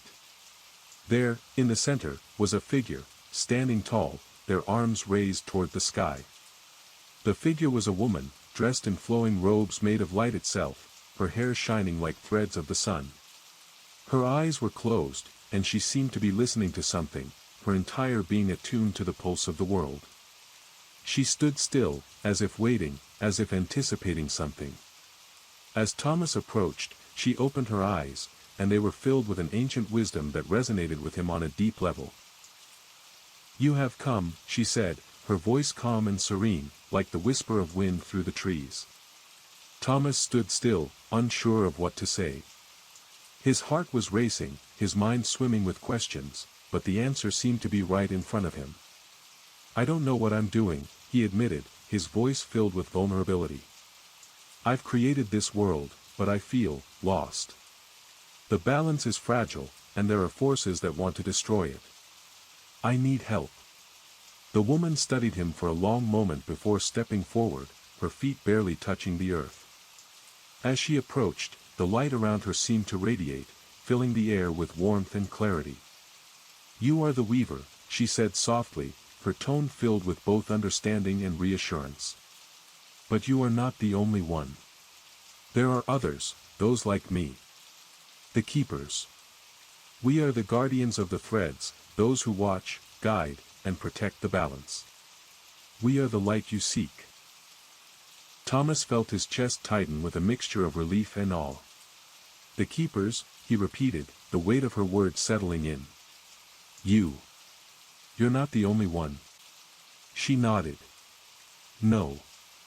There are many of us, scattered across this world. We have always been here, waiting for the right time to step forward.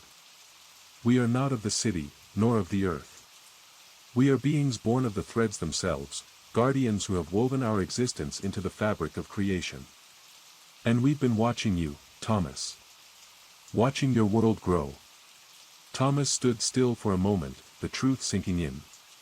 There were others who had lived in the shadows, woven into the very fabric of his creation. They were the guardians of the balance, the light that would keep the shadow in check. "How can I find them?" Thomas asked, his voice filled with a newfound sense of hope. The woman smiled, the glow around her softening. "You will find them as the world continues to grow. The threads will lead you to them. They will be the ones who hear the call, just as you did. You are not alone, Thomas. The guardians are already with you." As she spoke, the world around Thomas seemed to shift. The threads that connected the land, the rivers, the cities, the creatures, they all began to pulse with life. He could feel the energy flowing through him, through everything. The balance was fragile, yes, but it was not one he had to shoulder alone. The woman stepped back, her figure fading into the light. "Trust in the threads. Trust in those who will join you. Together, you will keep the balance. Together, you will face the darkness when it rises again." With those words, she was gone, her presence fading like the last remnants of a dream. But the world around Thomas had changed. The threads, the glow, the pulse of the land, everything had shifted, and now, he knew he was no longer the only one who could protect it. The keepers were out there, waiting, ready to join him in the fight to keep the balance. The light of the evening sky faded into a deep, rich violet as Thomas stood alone in the clearing, the pulse of creation still reverberating through the land around him. The woman, the keeper, had vanished, but her words had planted something deep inside him, something he had known but couldn't fully understand until now. He was not alone. As much as he had thought of himself as the creator, the architect of the world, he now understood that his role was not that of a solitary ruler. He was the weaver, the guide, but there were others, keepers, like the woman he had just met, who had been woven into the threads of the world just as he had. He turned his gaze toward the horizon once more, the vast, undulating land stretching out before him. The glow of the cities, the soft hum of life in the distance, it was all waiting. But there was still so much to do, so much to learn. And the shadow, which had been so carefully balanced, could not be allowed to tip the scales again. Thomas closed his eyes and reached out, not with his hands, but with his mind, with the essence of the world itself. The threads shimmered in the air, vibrant, alive, and now, for the first time, he felt their true purpose. Each thread had its own path, its own story, but they were all connected. Each thread led to others, intertwining and growing, reaching across the land and the fabric of reality. The light, the energy that pulsed in the air, felt like a beacon. And within it, there were others, waiting to be found. The keepers. He could feel their presence now, faint but there, like stars scattered across the vast expanse. They were part of the world's heartbeat, waiting for the right moment to step forward. And so, Thomas began to walk, the pulse of the world guiding him, leading him to those who would stand with him. The first step was simple. He knew where to go, he could feel the threads pulling him toward the next keeper. They would be waiting for him, just as the woman had said.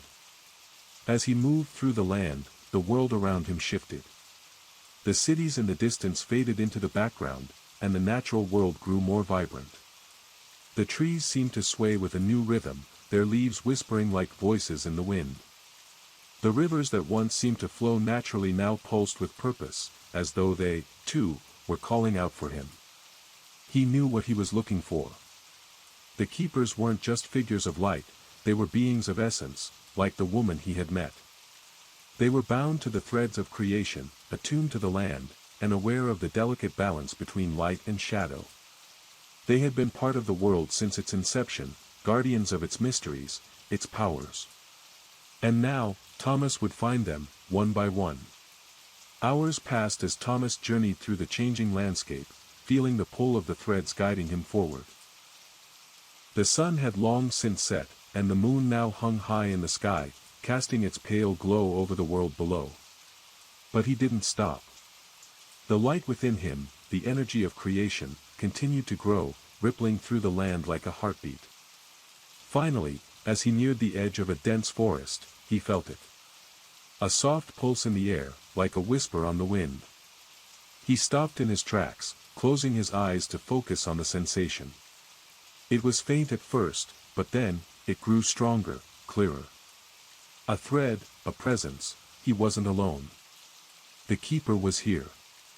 In the center of the forest stood a figure, cloaked in shadows, their silhouette outlined against the moonlight. Their presence was overwhelming, both familiar and otherworldly, like the very air around them shifted with their energy. They were a keeper, one of the beings woven into the fabric of the world, like the woman he had met. Thomas approached, his heart steady, his mind focused. As he stepped closer, the figure turned to face him, and Thomas saw that their eyes were glowing, two orbs of soft blue light, radiating with ancient wisdom. The keeper was not a person in the traditional sense. They were something more, a manifestation of the world's magic, the pulse of life itself. "You have come," the keeper said, their voice resonating with a deep, melodic tone. It was not just a voice, it was a feeling, something that wrapped around him like a warm embrace. "You seek the balance. You seek those who will help you protect it." Thomas nodded, a sense of relief flooding through him. "I do. I need your help." The shadow is still a part of this world, and I cannot face it alone. The keepers stepped closer, their form flickering like a flame caught in the wind. The shadow is not to be defeated. It is to be understood. It, too, is a thread, a force that cannot be removed. It is part of the balance. But we, the keepers, we have always been here. We are not just your allies. We are part of the very essence of creation. Thomas felt a shiver run through him. He had known the shadow was a part of the world, but hearing it spoken aloud, he realized just how true the balance was. Everything in this world, every force, had a place. The shadow had its role, just as much as the light. But I cannot stand alone, Thomas said, his voice thick with emotion. I need others like you, others who can help me guide the threads. The keeper's blue eyes glowed brighter, their forms shimmering with power. And you shall have them. The world is vast, Thomas, but the threads are woven into all of us. We are not isolated from each other. The keepers will come to you when the time is right. They are drawn to the balance, drawn to those who will fight to protect it. Thomas felt a surge of hope, something stronger than he had ever felt before. This world, this tapestry of life, was no longer just his creation. It was a living, breathing force, and he was not alone in it. The keepers, like him, had been woven into the fabric of this world. As the keeper before him began to fade, their form dissolving into the night air, they left him with one final thought. The threads are stronger together than they are apart, Thomas. You are the weaver, but you are not the only thread. You will find the others. And together, you will shape the future of this world. Thomas stood there for a long moment, feeling the weight of their words. The world was not his to control, but it was his to protect, to nurture, to guide. And he would find the others, those who would stand with him. The night had settled over the world, casting shadows that stretched long and dark across the land. The city glowed faintly in the distance, its shimmering lights still flickering with life, but Thomas's thoughts were far from the safety of the city. The journey ahead of him was uncertain, full of hidden paths and threads yet to be woven. The keeper he had met in the forest had given him more than just guidance, he had given him purpose. Now, it was time to find the others. The keepers, those who had always been present, connected to the very essence of creation, were scattered across the world, each waiting for the right moment to step forward. But how would he find them? How would he know when the time had come to call them together? Trust in the threads, the keeper's voice echoed in his mind, trust in the world's natural pull. Thomas closed his eyes, his hand reaching toward the pulse of energy that flowed beneath the earth, through the rivers, the forests, the very soil of the land. He could feel it now, the threads, each one a distinct pulse of energy, but all interconnected, intertwined like the roots of a great tree. He wasn't alone in this world, and the world itself was not static. It was alive, shifting, growing, ever-changing. He could feel it, the presence of the keepers. The threads connected them all, and as the world pulsed with life, it would guide him to them. He took a deep breath, pushing forward. The path ahead wasn't clear, but it didn't need to be. The threads would guide him. As he journeyed through the land, Thomas noticed something new. The shadows, though still ever present, no longer felt like a threat. They were no longer something to run from. They were a part of the balance, and where the light thrived, the shadows followed. Together, they formed the foundation of this world, a world that would not just survive, but thrive, with its imperfections, its darkness, and its brilliance. As the days passed, Thomas found himself in the heart of the mountains, where the air was thin, and the wind howled through the jagged peaks. He had been following the pull of the threads for hours, and now, at the edge of a cliff, he could sense the presence of another keeper. The energy was different here, sharper, colder, but just as vital. The mountains were a place of strength, of endurance. They were timeless, weathered by centuries of wind, snow, and sun. Thomas could feel the keeper's presence as a deep, unwavering force, like the mountains themselves. As he approached the edge of the cliff, the wind picking up around him, he saw a figure standing at the very edge, staring out at the vast expanse below. The figure was tall, cloaked in dark robes, their face obscured by a hood. They stood perfectly still, as though they had been waiting for Thomas to arrive. The energy around them pulsed with quiet power, a grounded strength that felt as though it had always been here, waiting for the right moment to step forward. "You've come," the figure said, their voice a deep, resonant echo, as though it came from the mountains themselves. "I have felt the threads call, the pull of the world's heartbeat. You are the weaver, the one who shapes, but you are not alone in this task." Thomas stepped closer, his heart pounding. "I've been searching for you," he said, his voice steady. "I need your help. I can't face what's coming alone. The world needs balance, and I need those who can help me protect it." The keeper turned slowly, their hooded face now visible, but their eyes were glowing with an ethereal light, distant yet knowing. "You understand now, don't you?" the keeper said softly, almost as a whisper carried by the wind. "Balance is not just about maintaining what is. It's about ensuring that all things, light and shadow, life and death, grow and decay, everything must find its place." Thomas nodded, feeling the weight of the words resonate deeply within him. "I know. But the shadow, it is always present, waiting for an opportunity to tip the balance. I cannot do this alone." The keeper's gaze softened. "The shadow is inevitable, just as the light is. You cannot defeat it. You must learn to weave it into the fabric of the world, just as you have woven everything else. It is not the darkness itself that threatens us. It is the fear of it, the desire to avoid it. The balance lies in embracing the shadow, not fighting against it." Thomas took a deep breath, his mind processing the keeper's words. Embrace the shadow. It was a concept he had never fully understood. He had always seen darkness as something to be eradicated, a force to overcome. But now, he realized, it was a part of him, just as it was a part of the world. The balance would not come from eliminating the shadow, but from integrating it into the world. "I understand," Thomas said quietly, his resolve strengthening. "Together, we will ensure that the balance is maintained."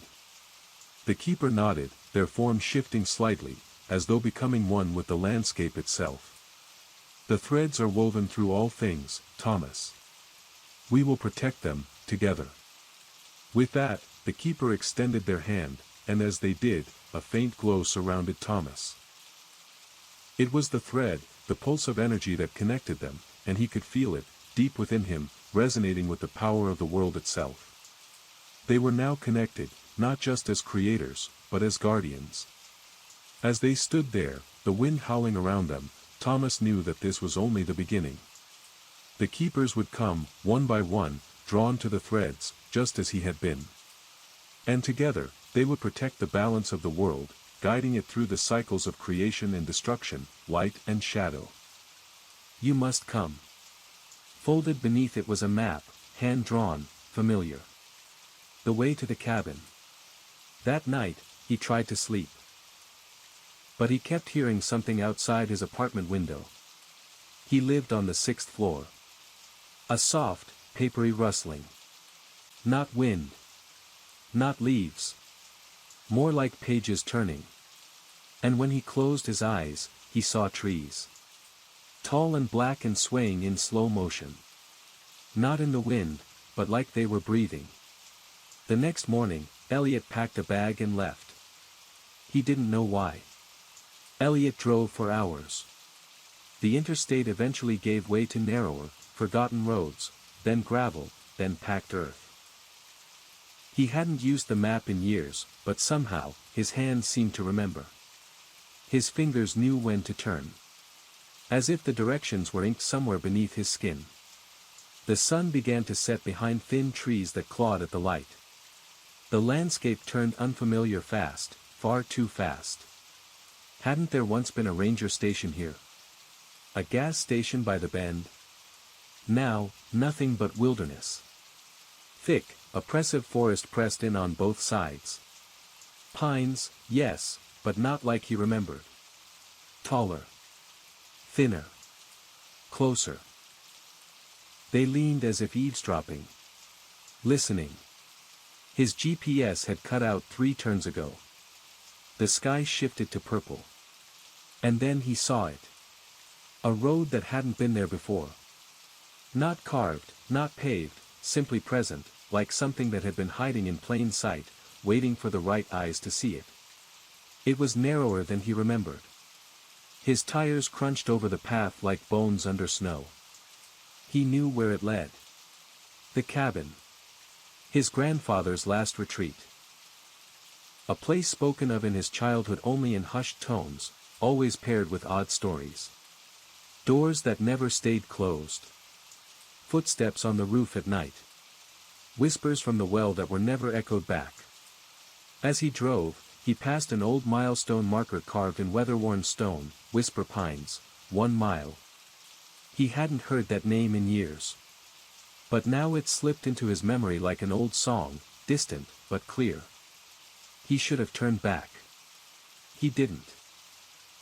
Elliot rounded the final bend just as the last smear of sunlight vanished from the sky.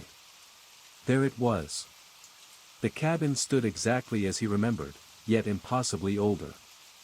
The wood looked darker, warped with time. The shingles sagged, the windows clouded with grime. But not abandoned. No dust. No debris. Just paused. Like someone had been living there, then stopped for just a moment, maybe to step out. Maybe to listen. He parked and shut off the engine. Silence swallowed everything. Even the crunch of gravel under his boots sounded wrong, as if muffled by a thick blanket. The air smelled like pine and something else, damp pages, maybe. Mildew and ink. He hesitated on the porch steps. A memory tugged at him, grandfather, on the porch. Sharpening a blade. Not saying a word. Just watching the trees. Like they were about to speak. The front door opened without resistance. No creak. No protest. Just a slow welcome. Inside, the cabin was clean. Still rustic. Fireplace cold, logs stacked neatly beside it. A single armchair faced the hearth. A side table held an open book, its title etched in a language Elliot couldn't read. And then, the sound. WHRSSKK. Like pages flipping somewhere in the cabin, but not by hand. Automatically. Restlessly. Elliot followed it, past the kitchen, down the hallway, past faded family portraits that seemed to tilt when he looked too long. The sound stopped. He opened the door at the end of the hall. It was his grandfather's old study. The shelves were crammed with journals, yellowed and cracking. All identical. All untitled. On the desk sat one, open and unfinished. A fresh page. A fountain pen beside it. The text read, Day 1. He has returned. The trees are listening. I must warn, and nothing more. Elliot felt cold. There was a small note tucked under the pen. Just 2 words, in a hurried scrawl, don't write. That night, Elliot couldn't sleep. The cabin had no electricity, but it had warmth, enough to keep the cold at bay. The fireplace sparked to life with only a single match, the flames curling like they already knew the shape of the wood.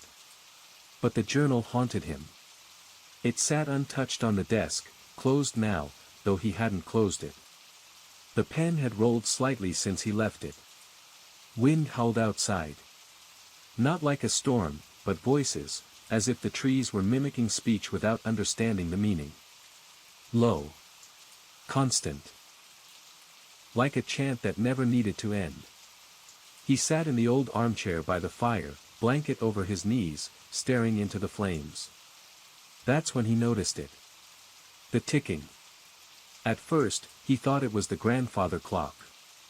But the cabin had never had one. He stood.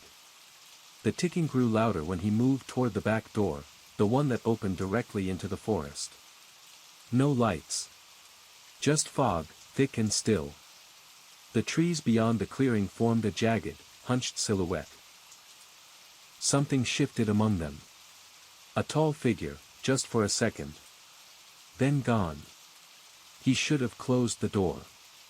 Instead, he stepped outside. The forest, the path behind the cabin led into what locals once called the throat. It wasn't on any map. Not even on the hand-drawn one in his envelope. But Elliot remembered it. A trail carved by his grandfather's boots and his own, years ago. But now, the trees pressed closer. Their bark lined with pale striations, like veins. The fog tasted metallic. The ticking grew louder. Then stopped. And a soft voice whispered, not behind him, not ahead, but all around, "You're not the first." Elliot froze. "You came because you remembered." But memory is an invitation. He turned in slow, mechanical movements. No one was there. But something had changed. The path he had followed was gone. No footprints. No trail. Only pines. Breathing. Listening. Waiting. The fog thickened as Elliot stumbled deeper into the forest. The world grew strangely quiet, as if even the insects had paused to watch. No birds. No crackling branches underfoot. Just a stillness that pressed against his ears like pressure underwater. And then, a shape. Barely visible through the mist. A structure. Not quite a house. Too narrow. Too tall. It leaned slightly, as though it had grown from the trees themselves. Elliot approached it slowly. The front door stood open, revealing only shadow. He stopped just at the edge. This place. It felt wrong in a way he couldn't describe. Not evil. Not violent. But deeply, fundamentally unreal.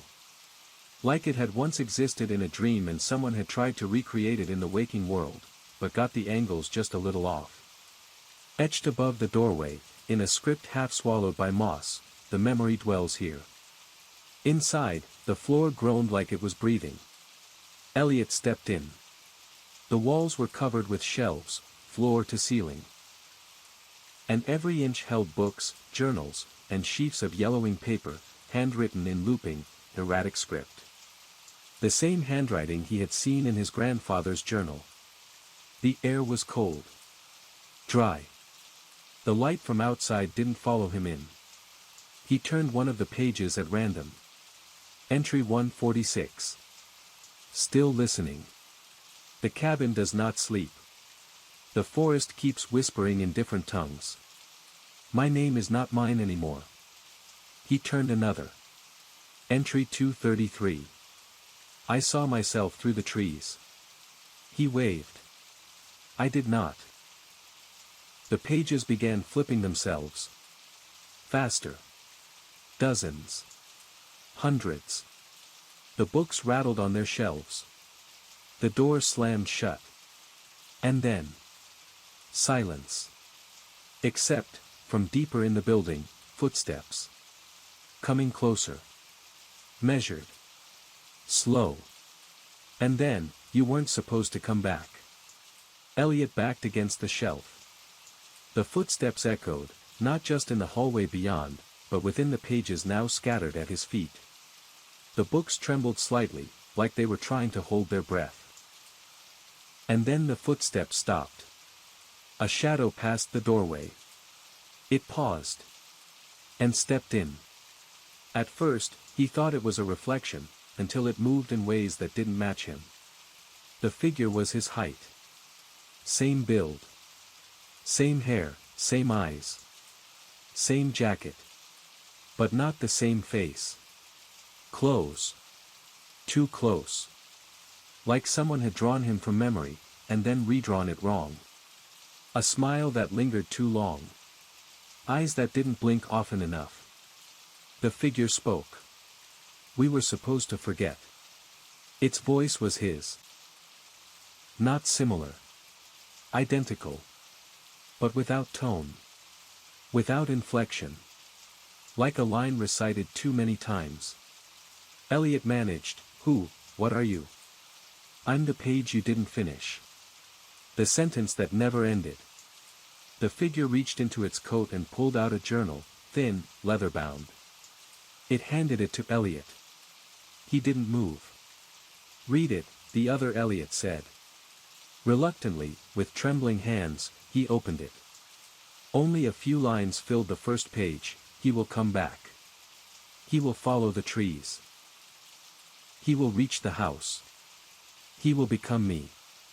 The last line had been scribbled and rewritten over itself dozens of times until it tore through the paper. Elliot looked up. The figure was gone. The book stopped trembling. But now, the shelves had changed. Where titles once sat, now every spine read only one word, remember. The journal still trembled in Elliot's hands as he climbed the narrow stairs. They creaked under his weight. Not from rot, but from strain, like they resented being remembered. Each step seemed to take longer than it should, as if the house was stretching beneath him. By the time he reached the top, the air felt thinner. Upstairs was a hallway lined with closed doors. Each door had a nameplate. But the names were scratched out, replaced with one word burned into the wood, removed. He hesitated. Then turned the first knob. Inside, a child's bedroom. Dustless. Lit by a small candle that hadn't melted. The bed was empty. But on the pillow sat a cassette recorder. He pressed play. A child's voice crackled through static. I saw the thing in the trees again. It looked like Grandpa. But it wasn't him. He asked me to come closer. I did. Then he took my voice. Click. Silence. He opened the second door. A study, his grandfather's again. The same armchair. Same fireplace. But the flames were moving in reverse, pulling ashes back into logs, smoke drifting downward into the hearth. And in the chair, the figure from before. Smiling again. Elliot whispered, "Why are you following me?" "I'm not. I'm remembering you." It stood. The house groaned. Then the figure vanished, simply erased, like a page torn clean from a notebook. All that remained was a mirror on the far wall. Not dusty. Not cracked. Just quietly waiting. His reflection didn't smile. Didn't move. Didn't blink. Elliot stood before the mirror. The room was utterly silent, save for the slow tick, tick, tick of something unseen. Not a clock. More like dripping water far away. Rhythmic. Endless. His reflection stared back. Same face. Same scars. Same eyes. But it didn't copy him. When Elliot tilted his head slightly, the reflection didn't move. When he stepped left, it stepped forward. Closer. He froze. And then, softly, it spoke. "You left me here." Its voice was quiet. Frayed around the edges. You buried the truth under time and called it a story. You ran from the trees, but they never let go. Elliot stepped back. I was a child. I didn't know, the mirror pulsed. Just once. Like breath fogging glass. But you remembered. Enough to come back. That's all it needed. That's all we needed. The reflection smiled. It reached up toward the glass. And Elliot watched in horror as its fingers pushed through. Like the surface was water. Or soft plastic. They curled in slow, deliberate motion. Not trying to grab him. Inviting. Elliot tried to step away. But his feet were rooted. Not stuck. Held. And then. A second hand.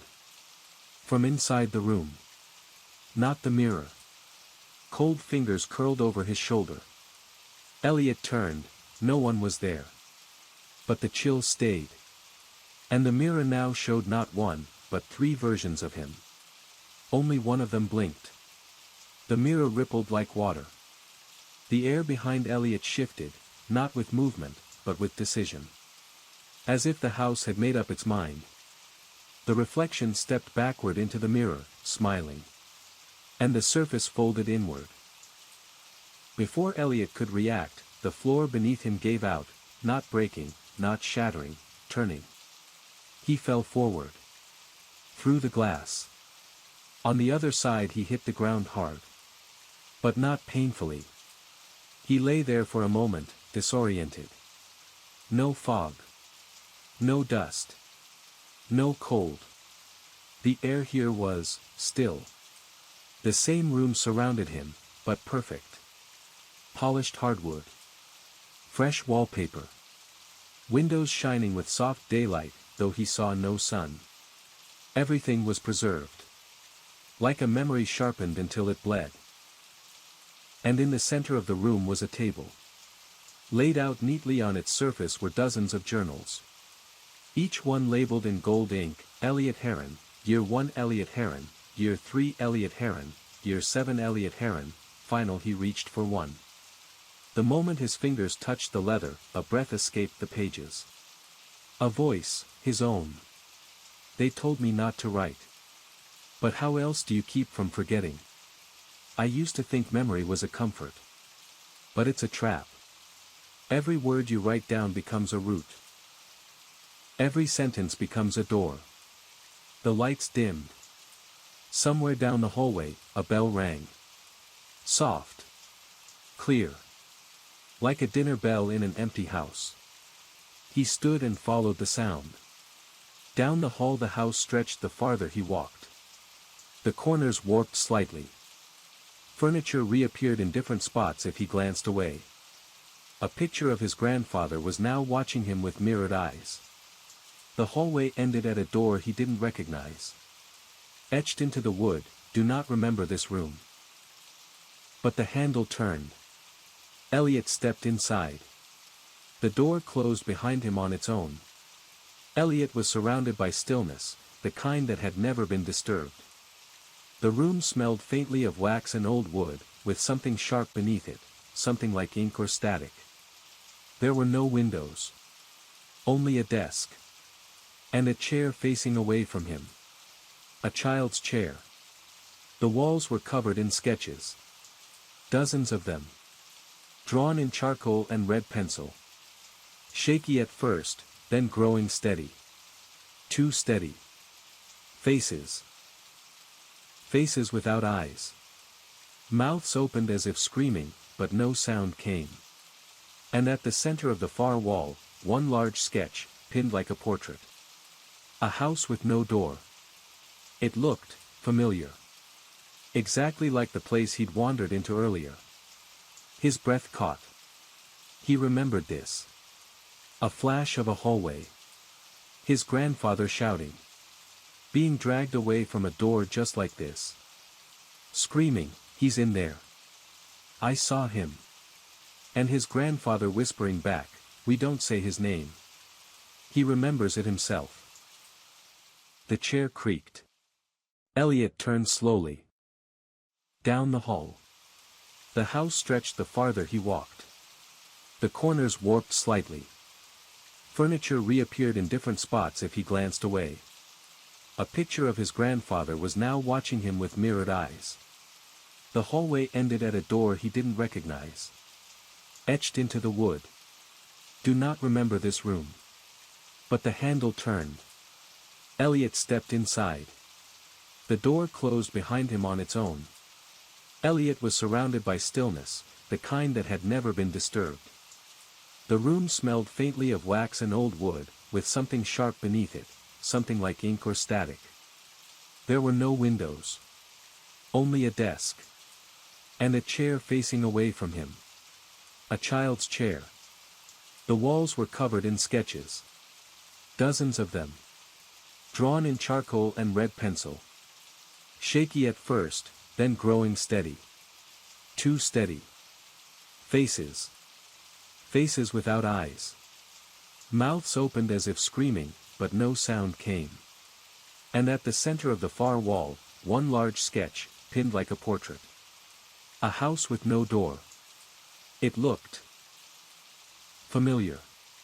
Exactly like the place he'd wandered into earlier. His breath caught. He remembered this. A flash of a hallway. His grandfather shouting. Being dragged away from a door just like this. Screaming, "He's in there. I saw him." And his grandfather whispering back. "We don't say his name. He remembers it himself." The chair creaked. Elliot turned slowly. And saw himself. But not the same version. Younger. Much younger. 10, maybe 11. The boy stared at him. Eyes hollow. Pale fingers curled around the arms of the chair like claws. He didn't speak. He simply tilted his head and held out a piece of paper. Elliot hesitated. Then took it. One word was scrawled across the center in red. Remember. And suddenly, the walls breathed. Not metaphorically. They breathed. Inward. Outward. As if the house was alive, and this room its lungs. The lights dimmed. And from behind the boy's chair came a voice. "You were always the one who remembered. That's why I stayed with you." Something stepped into the light. Not a person. Not quite. A shape wearing his old pajamas. No eyes. No face. Only a mouth. Grinning far too wide. The thing stepped closer. Its bare feet made no sound on the wooden floor, but Elliot felt each step like a tap behind his eyes. It tilted its head slowly, lips unmoving, yet the voice came again. "You locked me here when you were a boy. But I've grown with you." The younger version of Elliot, still seated, trembled. But the faceless mouth leaned down behind him, resting unseen hands on the boy's shoulders. Its grin widened, but did not stretch. It was already as wide as the jaw would allow, like it had been born with too much mouth and nowhere to put the rest. Elliot stepped back. "You're not me," he said. The mouth whispered. "Not anymore." The walls inhaled deeply. Then exhaled. The pages fluttered. The lights blinked once. And all the sketches on the wall began to change. Mouths opening wider. Eyes beginning to bleed through. Faces starting to form. And all of them. His. The mouth kept speaking, words flowing directly into Elliot's head. "You fed me with your forgetting. You watered me with silence. But now you're old enough to write again. And that means I can walk with you. In daylight. In mirrors. In rooms where no one remembers why they're afraid." The seated child Elliot raised his eyes. And softly, painfully, asked. "Why did you leave me here?" Elliot's throat closed. "I was scared." The boy's voice cracked. "So was I." The mouth stood taller now. Its grin flattening. Containing teeth that weren't human, more like stone, jagged and ancient, worn smooth by centuries of silence. It stepped forward. Elliot backed into the wall. He reached for the doorknob. There wasn't one. Behind him, something moved beneath the wallpaper. A shape pressing out. A face. Smiling. Not trapped, waiting. Then the room whispered. "If you forget me again, I'll remember you." And the floor began to vanish beneath him. The floor gave out like mist parting. No fall. No sensation of motion. Just displacement, like waking from one dream directly into another. Elliot found himself standing in the clearing behind the cabin. No fog now. No sound, either. The trees around him were perfectly still. The sky had turned a flat gray, not cloudy, just undecided. His hands were shaking. Something was clenched in his fist. He opened it slowly. The paper. Still there. That one word burned into the fibers. Remember. But something new had been added, scrawled in jagged black ink just beneath it. Too late. Elliot turned toward the cabin. Smoke curled from the chimney, impossible. He hadn't lit a fire. The windows, once fogged and empty, now glowed faintly. And then he saw it. A figure. Standing in the second-story window. Watching him. Still. Faceless. But grinning. Not in welcome. Not in threat. Just being. As if it had always stood there, waiting for him to notice. Elliot backed away. His boots cracked a branch. And the figure moved. Slowly. Calmly. Disappearing into the shadow of the room. The front door creaked open, though no wind passed. Elliot didn't run. He walked. Cautiously. And stepped through the door. Inside again. Everything had changed. The cabin was no longer old. It was clean. Lived in. Fresh logs in the fire. A kettle steaming on the stove. But he hadn't done any of it. He called out. Hello. No response. He stepped further in. The hallway was lined with portraits. Not of his grandfather. Not of himself. Just the mouth. Painted in oils. Dozens of them. All grinning. The same mouth. Different frames. He touched one. And every portrait grinned wider at once. From the back room came a sound. A journal slamming shut. Elliot stepped into the study. It was just as it had been before, dimly lit, with the same worn desk, the same stacks of journals. But now, one journal was open, pages fluttering as if caught in a wind that only existed in that corner of the room. And the fire. It crackled calmly in the hearth, but the sound wasn't normal. It wasn't warmth. It was whispering. He moved closer. The voice in the flame grew louder. Clearer.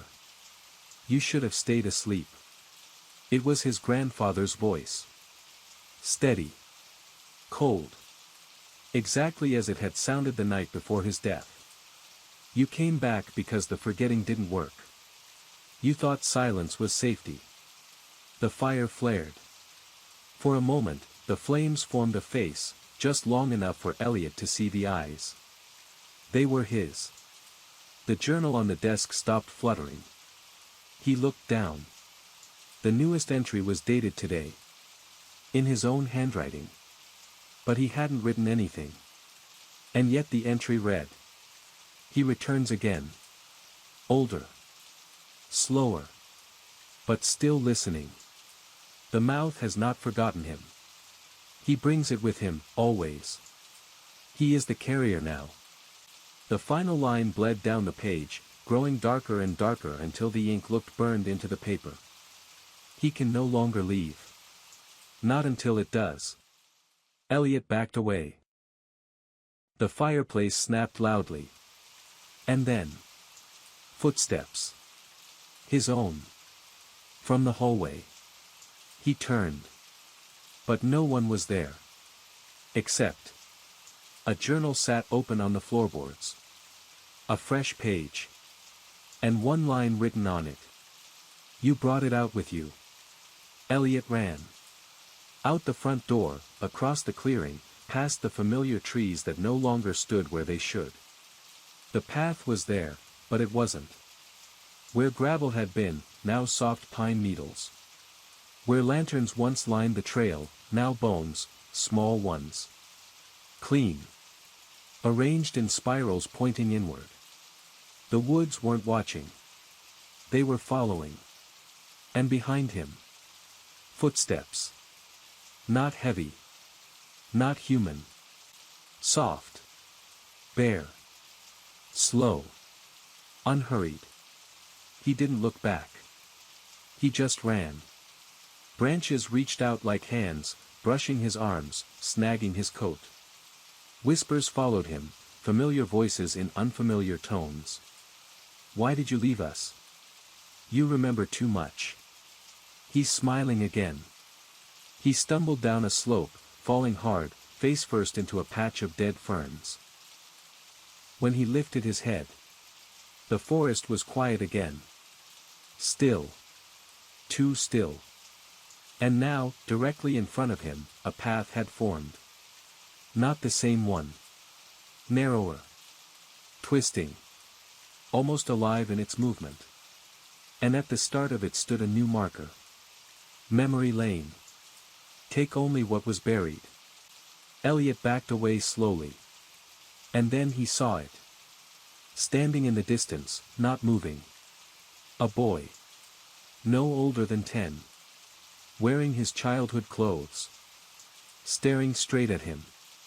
His mouth stretched too wide, corners trembling like a smile held too long. He didn't speak. But his jaw clicked open. And the same journal page Elliot had seen earlier spilled out. It fell slowly. Fluttered once. And landed at Elliot's feet. He picked it up. One sentence burned into it, fresh and wet. You're not walking out, you're walking back in. The path narrowed behind him the moment Elliot stepped forward. Like a throat closing. The trees bent inward, their trunks shaped less like wood now, and more like spines, curved and tight. Every few feet, new objects lined the sides of the trail, things he hadn't seen in decades. A red bicycle, rusted and bent. His old school backpack. A single sneaker, waterlogged and still tied. Each one real. Each one wrong. He knelt beside the backpack. Inside, only dirt. Packed tightly. And a note, crumpled and sealed in a sandwich bag. He unfolded it. It read. You buried this to forget what happened after the well. But the well didn't forget you. His hands trembled. The path led on, winding like a snake through memory. Ahead, a familiar shape emerged. The well. The same one behind the cabin. But this wasn't the present. This was then. He was 10 again, standing beside it. And so was the boy. The younger him. But now Elliot wasn't just watching. He remembered. This day. He'd leaned over the edge of the well. Not to drop a coin. To listen. Because something had called his name from the dark. He'd forgotten that voice. Until now. Elliot. The whisper rose from the well again. Soft. Greedy. You promised you'd come back. The child Elliot stepped forward and looked down. His reflection was wrong. Not upside down. Smiling. Smiling too wide. Mouth stretching. And then. It pulled him in. No splash. Just absence. Gone. Elliot screamed. Ran to the edge. Nothing inside but darkness. No echo. No bottom. And then behind him. Footsteps again. Not walking this time. Running. Elliot ran. Down the narrowing path. Branches scratched his arms. Roots snatched at his boots. The forest seemed to bend with him, leaning forward, ushering him deeper. Behind him came the running. Fast. Barefoot. Familiar. Like a version of himself that had learned how to move without hesitation. He didn't look back. He couldn't. Because the voice followed too. Let me wear it again. You never needed it. I'll be better this time. Elliot tripped on a root. Fell hard. Rolled. When he looked up. The forest was gone. He lay in a bedroom. His bedroom. Age 10. Old wallpaper, peeling at the corners. Stickers on the dresser. The same poster above the bed, the one of the moon that glowed in the dark. But outside the window. Still trees. Still fog. Still wrong. He stood slowly. Everything here was right in shape, wrong in feeling. The air didn't move. Time didn't move. Only the door behind him creaked open. He turned. And saw himself. Not the smiling child. Not the hollow figure. This version was perfect. Older. Confident. Clean. Elliot's face, but, improved. Sharper jaw. Brighter eyes. Posture that didn't carry weight. You let go of this. Its voice was calm. Smooth. But I didn't. I kept your potential. I kept what you threw away when you chose fear. Elliot backed into the corner of the room. You're not me. Not yet. But I've worn you before. You were just too young to notice. The air shifted. The thing smiled, Elliot smiled, but easier. Let me back in. And its shadow stretched across the room. To his feet. The shadow reached his feet first. It felt cold. Not icy, hollow.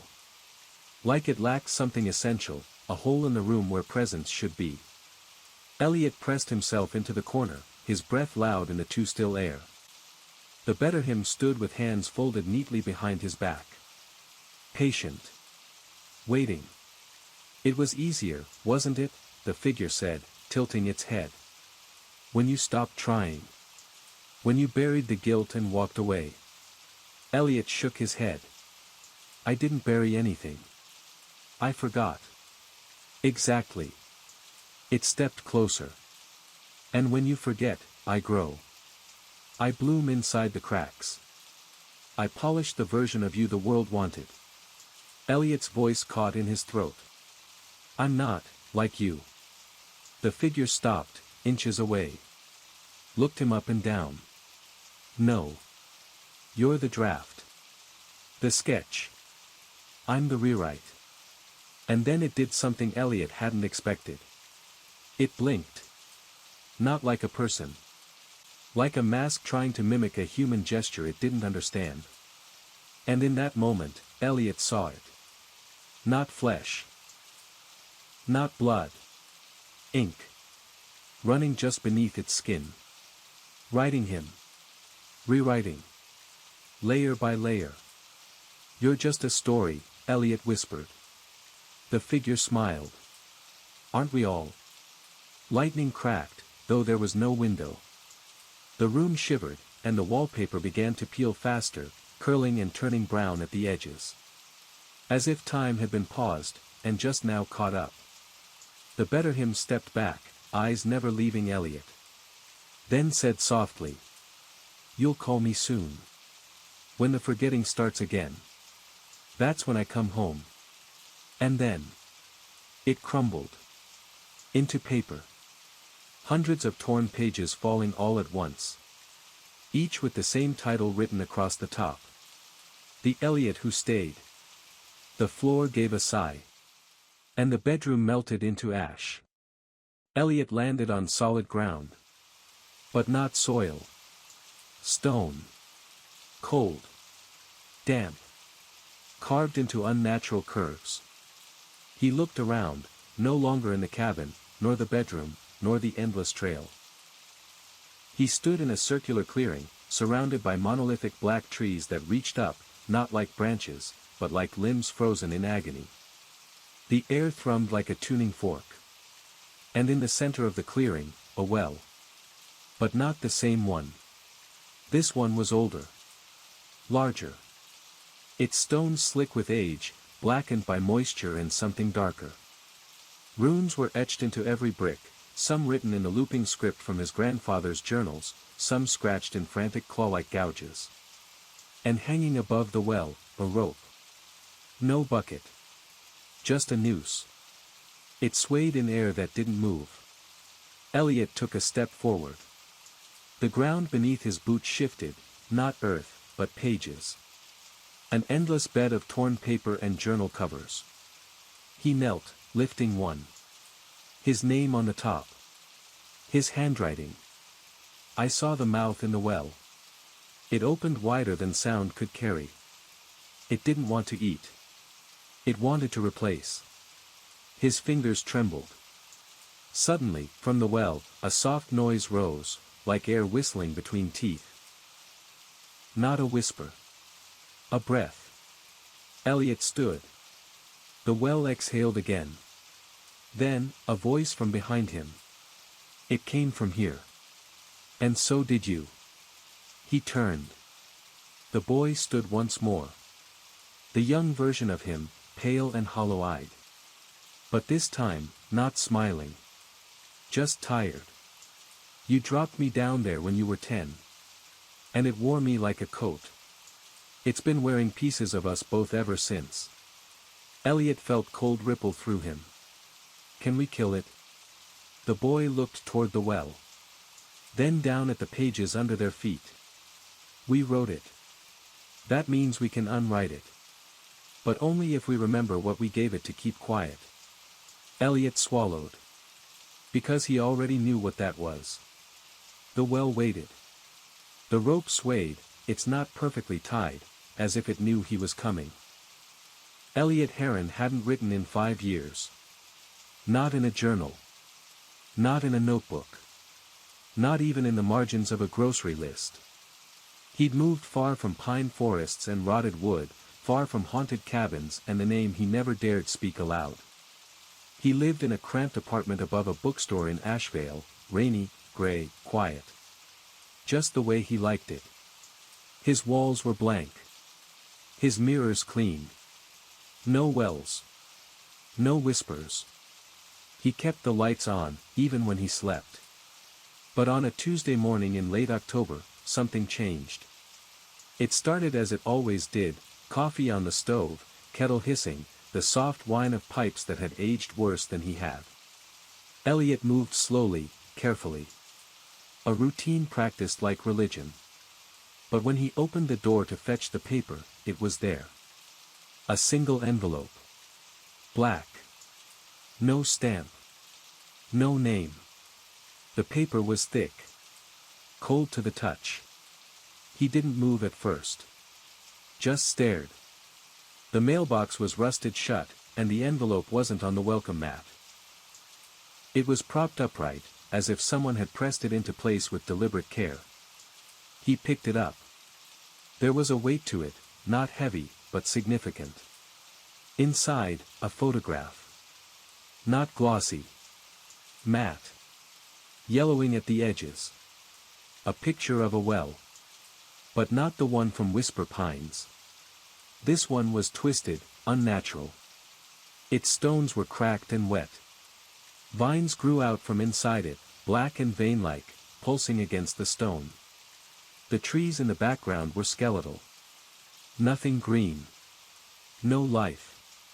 Written across the bottom of the photo, in a familiar, looping hand. One root always grows back. His fingers began to tremble.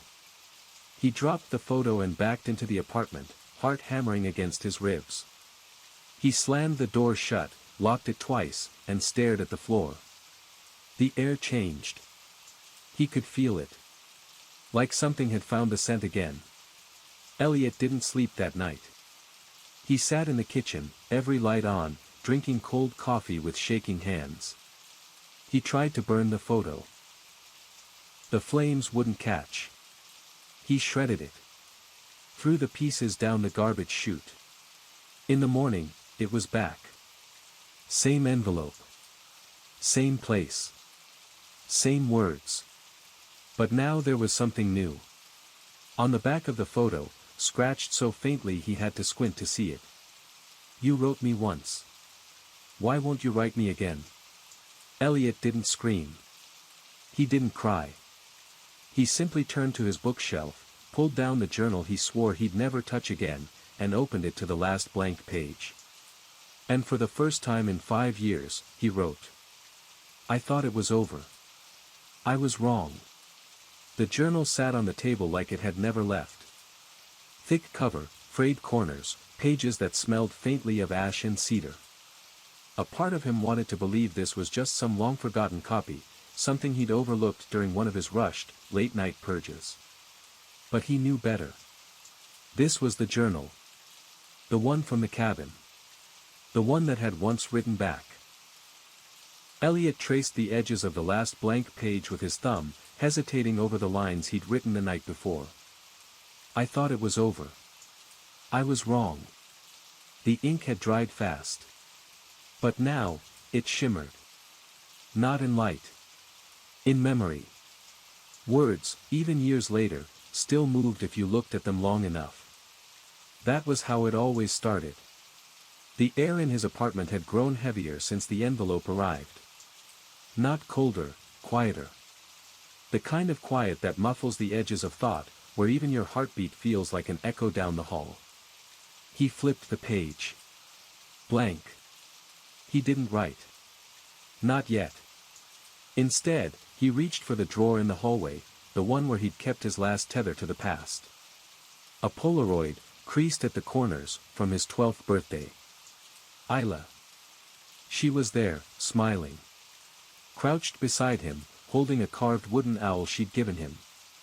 He hadn't looked at this photo in years. Not since Whisper Pines. He stared at it. The owl in her hands, gone. Vanished from the image. And her smile. No longer there. Instead, her mouth was closed tight. Too tight. As if something had been drawn over it. He turned the photo over. Nothing. But when he looked back, there was a mark on his kitchen wall. A small, hand-drawn circle with lines scratched through it, like roots splitting from a center. It hadn't been there yesterday. Elliot stood, heart pounding, and checked the rest of the apartment. More marks. Small ones at first. In corners. Behind the bathroom mirror.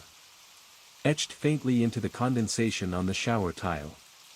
He wiped one away, only for it to bleed back through the surface a few seconds later. Something had come back with the envelope. Not the mouth. Not yet. Something smaller. The roots. They weren't just in the well anymore. They were growing. He went back to the journal. Put pen to paper. And wrote. I saw her again. Isla. She looked different. I think she's trying to speak, but something's covering her mouth. The ink bled for a moment. And then it dried. But in the next line, Elliot's hand didn't move. The journal wrote on its own. She's not trying to speak. She's trying to warn you. Elliot pushed the journal away, heart racing. Something scraped beneath the floorboards. Then the lights flickered. And from somewhere near the front door, so faint he could barely hear it, came a knock. 3 times. No footsteps. No shadow under the door. Just silence. And a second envelope. This one pulsed. The knock hadn't come again. Just those 3 soft thuds, more like knuckles brushing wood than asking to be let in. Elliot stood motionless, one hand still hovering over the edge of the journal. His other clenched tightly around the pen, though he hadn't realized it until it began to hurt. The apartment was utterly still. The only sound was his breath. Slow.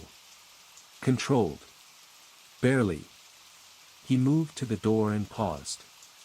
Not because he was afraid to open it. But because something wanted him to.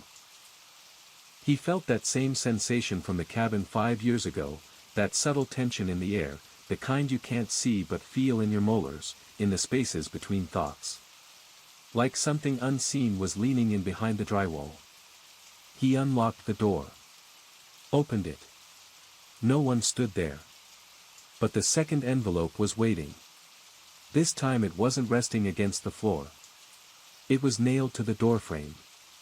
A single, rusted tack driven straight through its center, pinning it to the wood like a moth in a display case. He hesitated. Then pulled it free.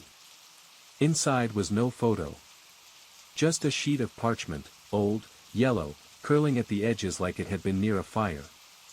Written in the center, in the same looping hand as before, was a sentence. You buried her. But the roots remember. Underneath the sentence was a smear. Not ink. Not ash. Something darker.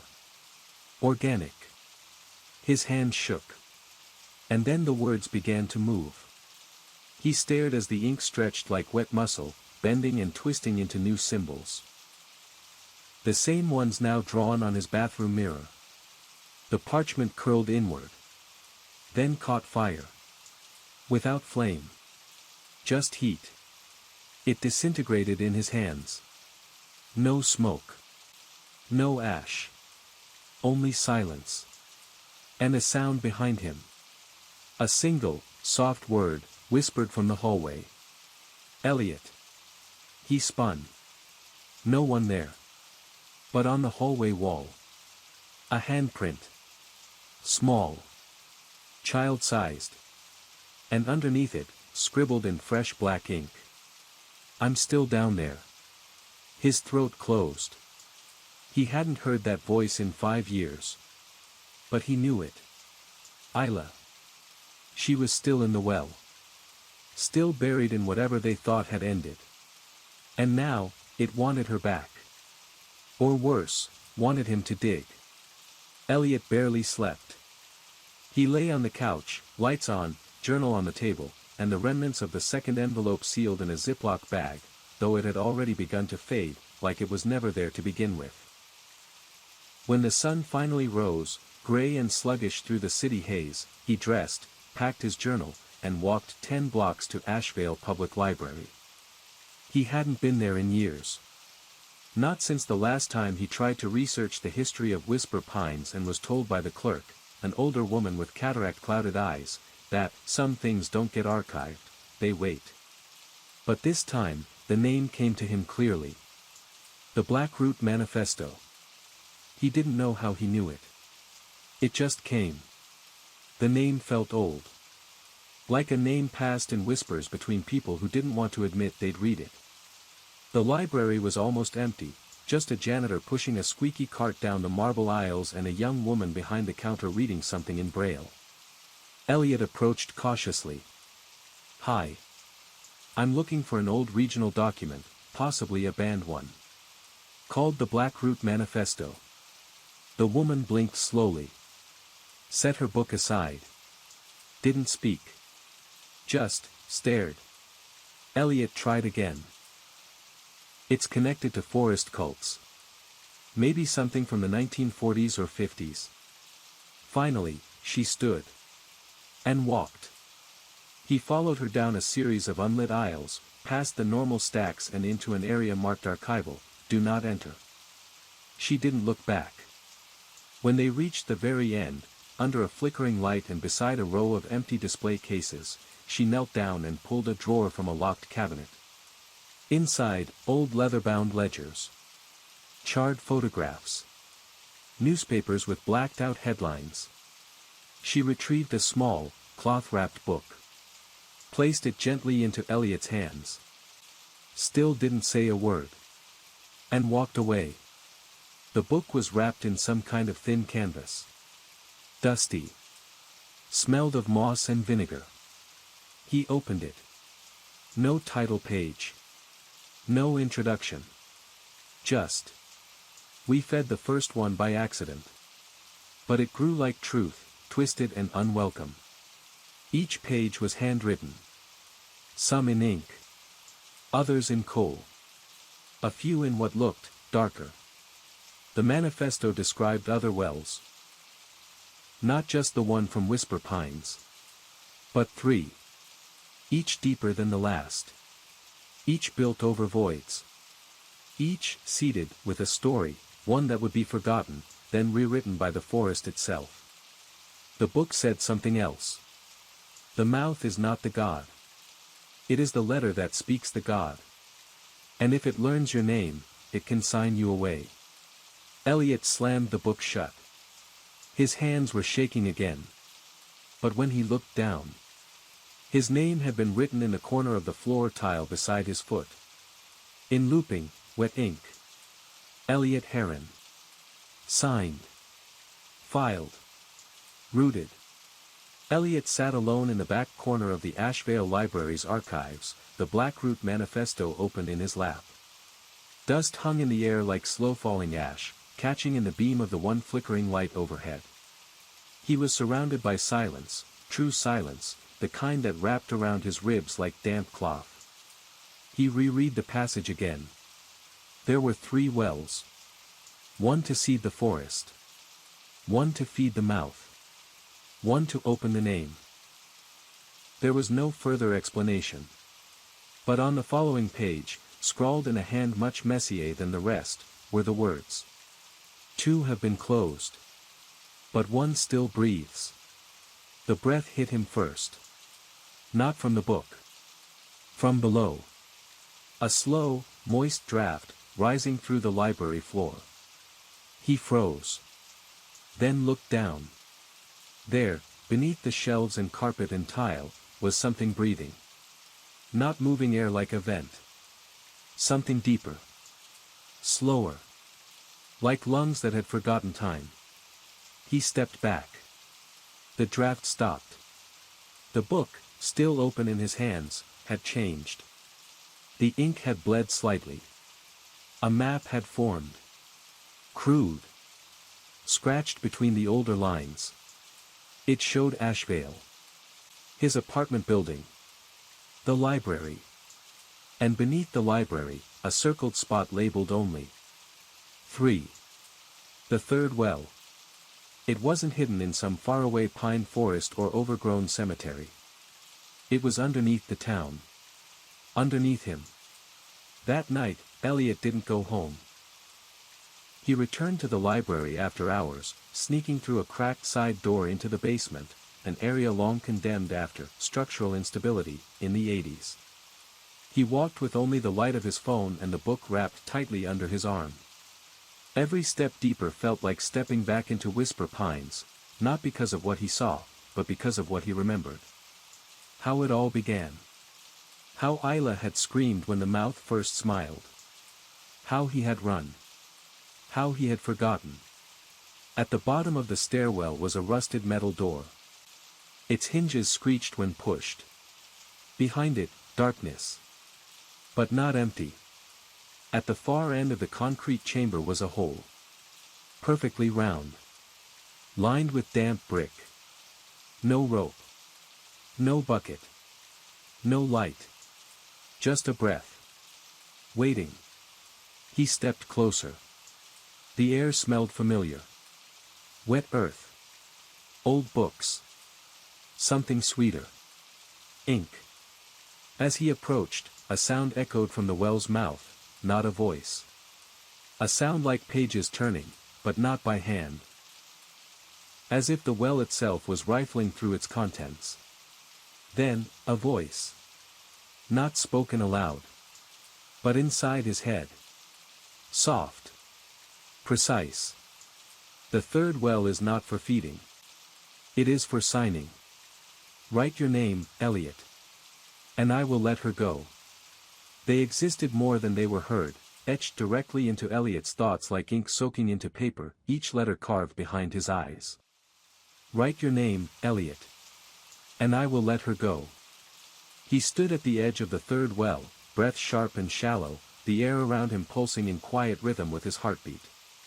The walls of the library's basement bled moisture. The ground was slick with some dark sheen, and yet the hole, the well, remained dry. Too dry. The brick was bone white. Not in color. In texture. He crouched down, hand trembling slightly, and peered in. It looked back. Not with eyes. With pages. Thousands, maybe millions, pressed against each other, turning slightly with every whisper of movement. There was no bottom. Only that slow, rhythmic fluttering of something alive made of stories and silence. A scent drifted up, cedar, ash, and something familiar. The smell of the cabin. The ink in his veins seemed to warm. He clenched his fist. The voice returned. We are not monsters, Elliot. We are memory. And she is a memory you abandoned. His chest tightened. You buried her to protect yourself. We kept her.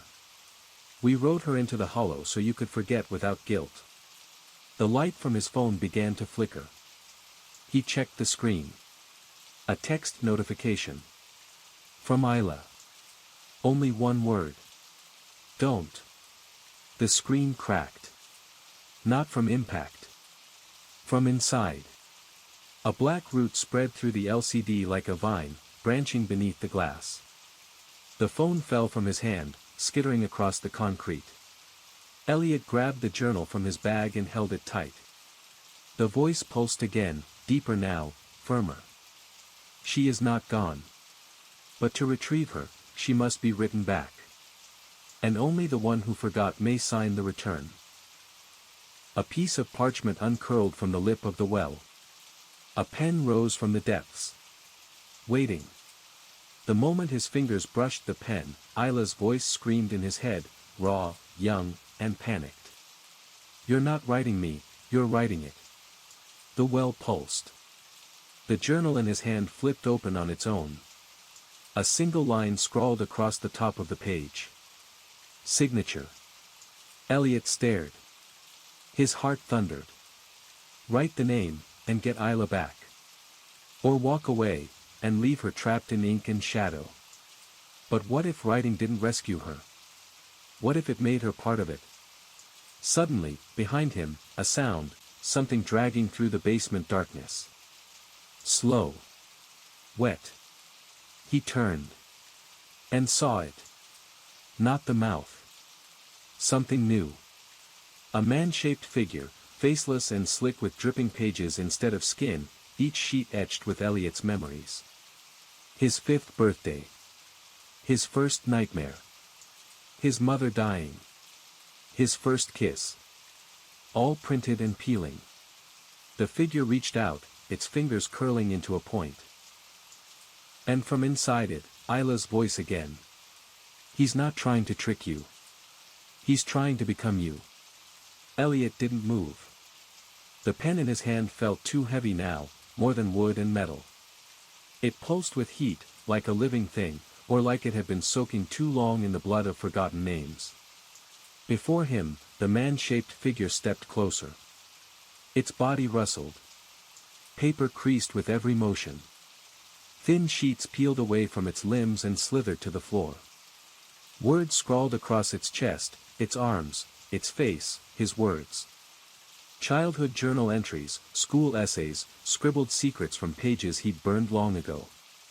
It was him, written. But wrong. Its head tilted. Where a face should have been, there was only parchment, fluttering slightly, as if reading itself. He's not trying to trick you, Isla's voice repeated in his head. He's trying to become you. Elliot backed toward the well, the journal still clutched tightly. The figure paused. Its paper skin quivered. Then it spoke. Not with sound, but in shifting lines of ink that scrawled rapidly across its chest. Elliot Heron. Signed. Weak. Forgetful. Replaced. He shook his head. No. I'm not signing anything. The figure lifted one arm. Fingers pointed toward the pen. The well responded. The air shifted.